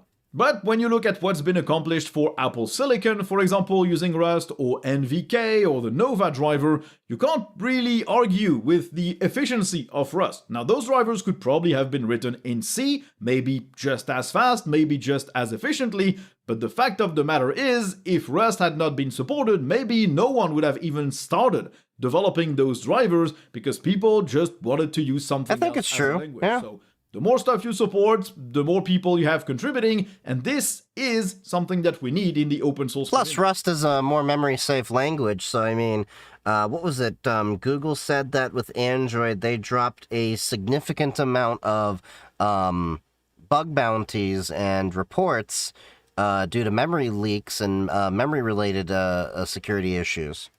Linux Mint 22.3 got its first public beta. The new version comes with Cinnamon 6.6, which gains a new menu applet that is highly configurable by the user, but it also has much better input method handling and an improved on-screen keyboard. Both things that should also help with the Wayland session being more complete. It's still not going to be the default for Mint 22.3. It might be in Mint 23 based on Ubuntu LTS 26.04, but that's not guaranteed. In the settings, you can also configure Thunderbolt support. You also have more options around how you can tile windows. Mint 22.3 also comes with a new system information tool that gives you access to plenty of we saw this. Very nicely placed information about your hardware. I think we saw a prior video about that in the past. Hardware relies upon. Think KDE system information tool, but with a much better layout, because the KDE one seems to just be displaying info straight from a terminal, where Mint actually parses it and displays it in a more legible way. There's also a new system administration tool, plus the ability to pause file operations in the file manager, also in the timeshift backup tool. You also get per app notification indicators. You get better template. I haven't played with Mint in a while. Can now be on at all times if you want. Sounds like they've done some great things. Now, if it doesn't release right around Christmas, I'll definitely make a video about Mint 22.3. If not, maybe it will wait early next year, or we just won't cover it if there's too little to talk about. We'll see, but I always like looking at Mint because it is a fantastic first entry point into the Linux world. Now, Alan Pope, formerly of Canonical and Ubuntu fame, is still working on stuff for Snap packages, it seems. Snap still exists? Give it up already. Flatpak. Flatpak is life. A new website called Snapscope, which uses Gripe to scan packages for existing CVEs and vulnerabilities. The website just lets you search for a package name, an organization, or a developer, and you can see for every single Snap package how many open CVEs it has, and you have links to all of them to see what the problem actually is. You also get charts showing recently scanned packages, the highest vulnerability packages as well, and you can just queue snaps that have not been scanned yet for a scan. Generally, it seems that most of these vulnerabilities are linked to the bundled libraries that haven't been updated properly by the developers. This is an issue with most of these containerized packaging formats. You can use runtimes and external dependencies. So that's also been an issue in the Dockers that I've made, which is why I pin the versions, because then they get old. But then you have to keep up on the libraries and everything, which my Dependabot tries to handle, but then I have to pull them in. So it is quite a bit of work to maintain all the dependencies underneath. That are updated by the makers of the packaging format or by the makers of that dependency, but generally developers tend to include libraries that either don't have a runtime or that they don't know about inside the package itself, and those libraries tend to just go unupdated for a long time, and so they have vulnerabilities. The sandbox helps a little bit with mitigating that, but it's still a problem. So that's a very interesting tool, not necessarily for users, because I'm sure plenty of people would just never look at that, but for developers, because it just points the finger on this bad practice of bundling tons of libraries and just never updating them at all, just working on the code base for your app, because in a lot of cases, this will result in what you distribute not being very good for users. You should update the libraries that you bundle with any of your snaps, flatpaks, app images, or whatever, unless you're 100% sure that the CVEs that have been detected cannot be used in whatsoever way thanks to the sandbox or the way you actually implemented that library. So this is a useful tool. I know FlatHub is also looking at a way to push developers. I'll be interested to see what the Flatpak thing libraries as well, and to move out of end-of-life runtimes. This is definitely something that is needed if these packaging formats really have to evolve to be the trusted way of installing software. Now, Denmark is also jumping on the Let's Ditch Microsoft bandwagon. Oh, Denmark's in? Around 600 employees. I know Germany and France were working hard on this, so... from their road traffic authority to an open source IT system. They expect to migrate 15,000 people if this first pilot works out, and they cite flexibility as the reason. Not a small number! One supplier setting all the prices, the update policies, and the storage constraints, which just means they want to avoid being stuck with a monopoly, which is what Microsoft is. This open IT system is called SIA Open, and it's based, of course, on Linux, built by a company called Semaphore. It's based on NixOS, it uses LibreOffice as the Office suite, it uses Zulip for chat, Jitsi for meetings, and other open source software around that. It seems to be using Cinnamon as the desktop, judging from the menu logo and the screenshot on their Interesting. website. Of course, using this system also means that the data will be stored in Denmark, so it complies with EU regulations as well, as using Microsoft products is still a bit touchy on that. You don't really... Flatpak is almost life if apps like Google Chrome, VLC, Steam, the Raspberry Pi Image Studio, Visual Studio Code, and Microsoft Edge were verified. Well, Microsoft Edge can go pound sand on as far as Linux, but yeah, I get that problem. I've even brought it up to like Signal, I think it was. Why have you not verified your app? Know whether your data is being transferred to the US or is used for AI training purposes or anything else, so storing it at home is much better. It's a cool move on Denmark's part. Again, it is one part of one administration, it's not the entire country moving to Linux and LibreOffice.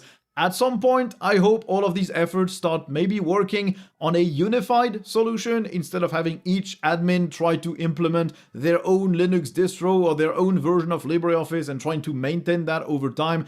Would be nice to have a country-wide effort, or even better, an EU-wide effort that could be adopted with providers that you can trust for implementing these solutions. Local EU providers, not Microsoft Cloud, please. That would be pretty neat. So hopefully at some point this takes off, but this is starting to look like a big number of implementations being worked on. Hopefully they work out. And finally... Yeah, so... I don't think that would ever happen in the USA, at least in the foreseeable future.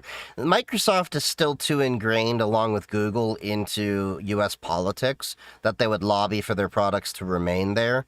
I would like to see US governments get away from Microsoft products and Google products wherever possible. Don't get me wrong. I do like Office 365, don't get me wrong. Well, like is a strong term. I hate it less than Google. But yeah, I don't see this happening in the US, but go Europe. Awesome that you're doing this. NVK driver is also getting some attention in Mesa 26 because they have merged support for compression. This just lets the driver compress images that are rendered and of course decompress them, so things use less VRAM and they can be transferred faster around the system. Oh, nice. Or, of course, a huge boost in performance compared to the previous state of the driver. They've also merged support for larger page sizes, again to let the driver store information in bigger chunks, which also means fewer operations need to be performed and you get better performance. What kind of performance? Well, the merge request has a link to a Google Docs which indicates the FPS reached in a few games with these things enabled, and it's quite impressive. Huh. These are actually not bad numbers. So, like, they're able to achieve in some games as much as 92% performance of the proprietary driver. And on the low end, we're seeing 44%. So, I mean, there's still improvement that has to be done with these drivers, but it's really nice to see that open source drivers are getting better and better. Although, I wonder why Age of Empires 4 didn't work. Atomic Heart, with all of these changes, reaches 67% of the performance of the official NVIDIA driver. Deep Rock Galactic is at 63%, Subnautica at 61%, it goes up to 92% for Serious Sam 2017. Basically, it seems that the older the title or the simpler it is graphically, the closer it can get to the official proprietary driver. There are exceptions. XCOM 2, for example, only reaches 44% of the performance of the official drivers, but generally, it is super impressive work. This means that NVK and Nuvo are catching up, and honestly, at 70, 75, 80% of the performance, a lot of people are going to take that trade-off instead of having to tack on an external module from NVIDIA, which oftentimes breaks. What doesn't break, though, are the devices from our sponsor. So they make laptops and desktops that ship with Linux. Yeah. Tuxedo Computers, okay? I love them too. Alright? Here's my Tuxedo Computers laptop, my Stellaris Slim 15. I love Tuxedo. They make great laptops. He likes Tuxedo. He pretty much uses them exclusively. So we can skip that little ad spot there because I agree with him. Okay? Out of the box. They're based in Germany, but they ship to most countries in the world. Yeah, they are based in Germany. It took me a few weeks to get my laptop, but it's totally worth it. Totally worth it. Yeah. Okay, so let's at least get through these few short videos I have before we call it a night. To be honest, do what my brother does. Remove the whole screen, 3D printer, buy custom replacement shell, and slide an iPad into it. Oh, you guys are talking about your own little hardware hacking project. Okay. I was like, is there something I'm missing here? Okay, so what is this? This is not a camera? Believe it or not, this is actually a camera because it's supposed to mimic a Polaroid, so you could just take pictures on the go. But what's really cool is that it takes photo and video. So this is exactly the video coming from this tiny little device. Kind of cool, captures it in a nice 3x4 format. Not bad at all. Now on the back you can clearly see it states your FPS, but it also has something showing you exactly that is really interesting you're shooting at, and even your megapixel count. Doesn't even look like a camera at all. Believe it I'd love that. This is actually a Had the Framework 16 for about 6 months and so far so good. Look like it a lot. Yeah, I love my Tux laptop. I haven't played with Framework laptops, not that I have anything against them, it's just, yeah. But that camera thing, I'd love to get one of those. That seems like an interesting thing to throw in my pocket and somebody doesn't know that I have a camera. Like, say I'm at a protest or something. Not that I ever get out much. Anyway. Files? What files? They said they were going to release the files a couple months ago. Everybody with an IQ above room temperature went, yeah, that's never going to happen. Oh, we talking about the Epstein stuff? And the memes that came out about it were hilarious. People were just posting, like, pictures of full pages being redacted and being like, here's the files. But can someone please explain to me, how is the I pay a good amount for this truck line. It is 100 pages of just black. It's not even redacted anymore. I wouldn't even say it's blacked out. We need a whole new word to describe this, and dare I say, it's reblacked. The file... Nah. It just got blacked.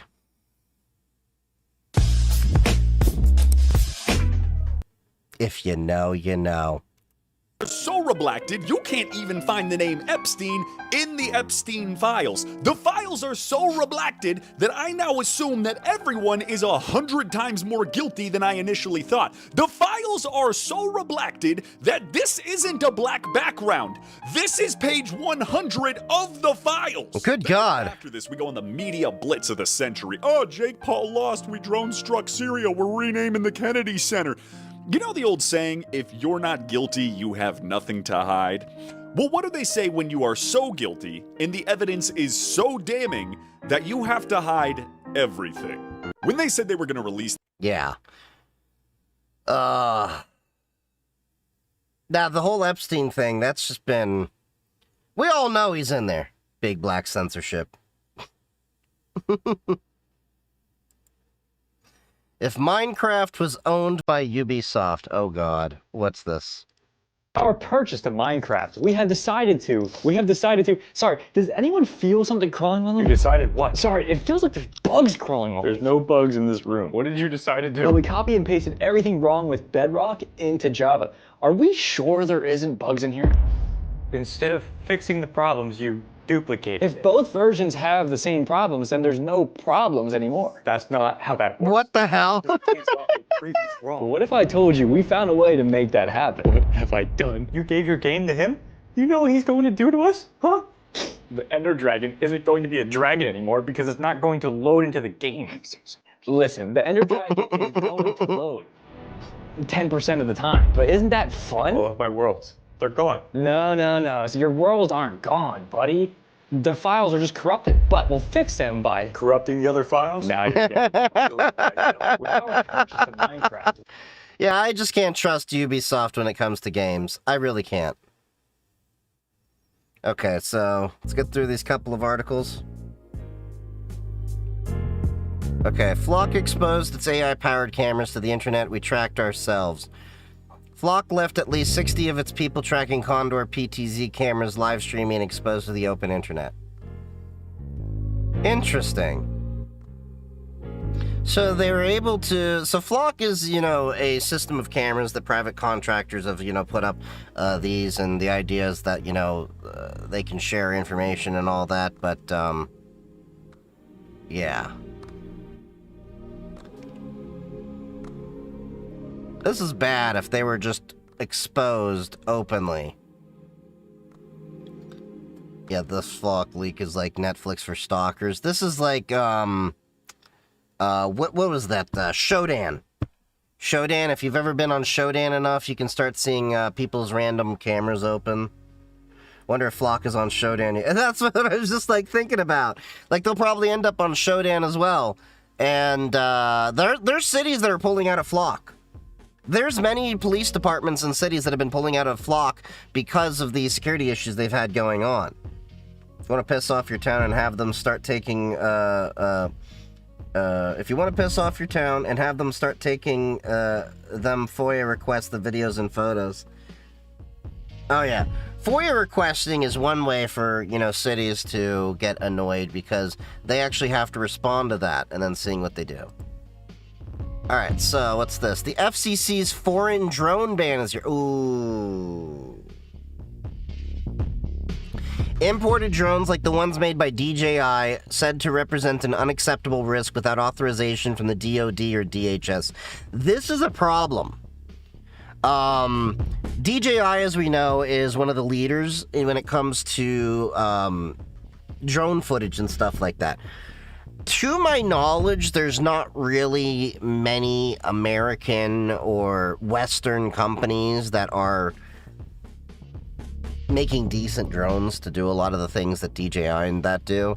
So the FCC says it received a national security determination on December 21st from an interagency body saying that uncrewed aircraft systems, UAS, and critical UAS components produced in a foreign country could enable persistent surveillance, data exfiltration, and destructive operations over U.S. territory. You mean the same thing the U.S. has actually been doing with our own softwares and stuff? That's why a lot of our own allies don't trust us anymore. Like, you know, when Facebook was doing all this shit and everything like that. You just don't like it when it's on the other shoe. The shoe's on the other foot, do you? I heard the US-based company that wants to sell drones is why they want DJI banned. Yeah, those who can't compete manipulate the market, either through being able to get subsidized, or they just make your competition illegal. But yeah, this is very unfortunate over here.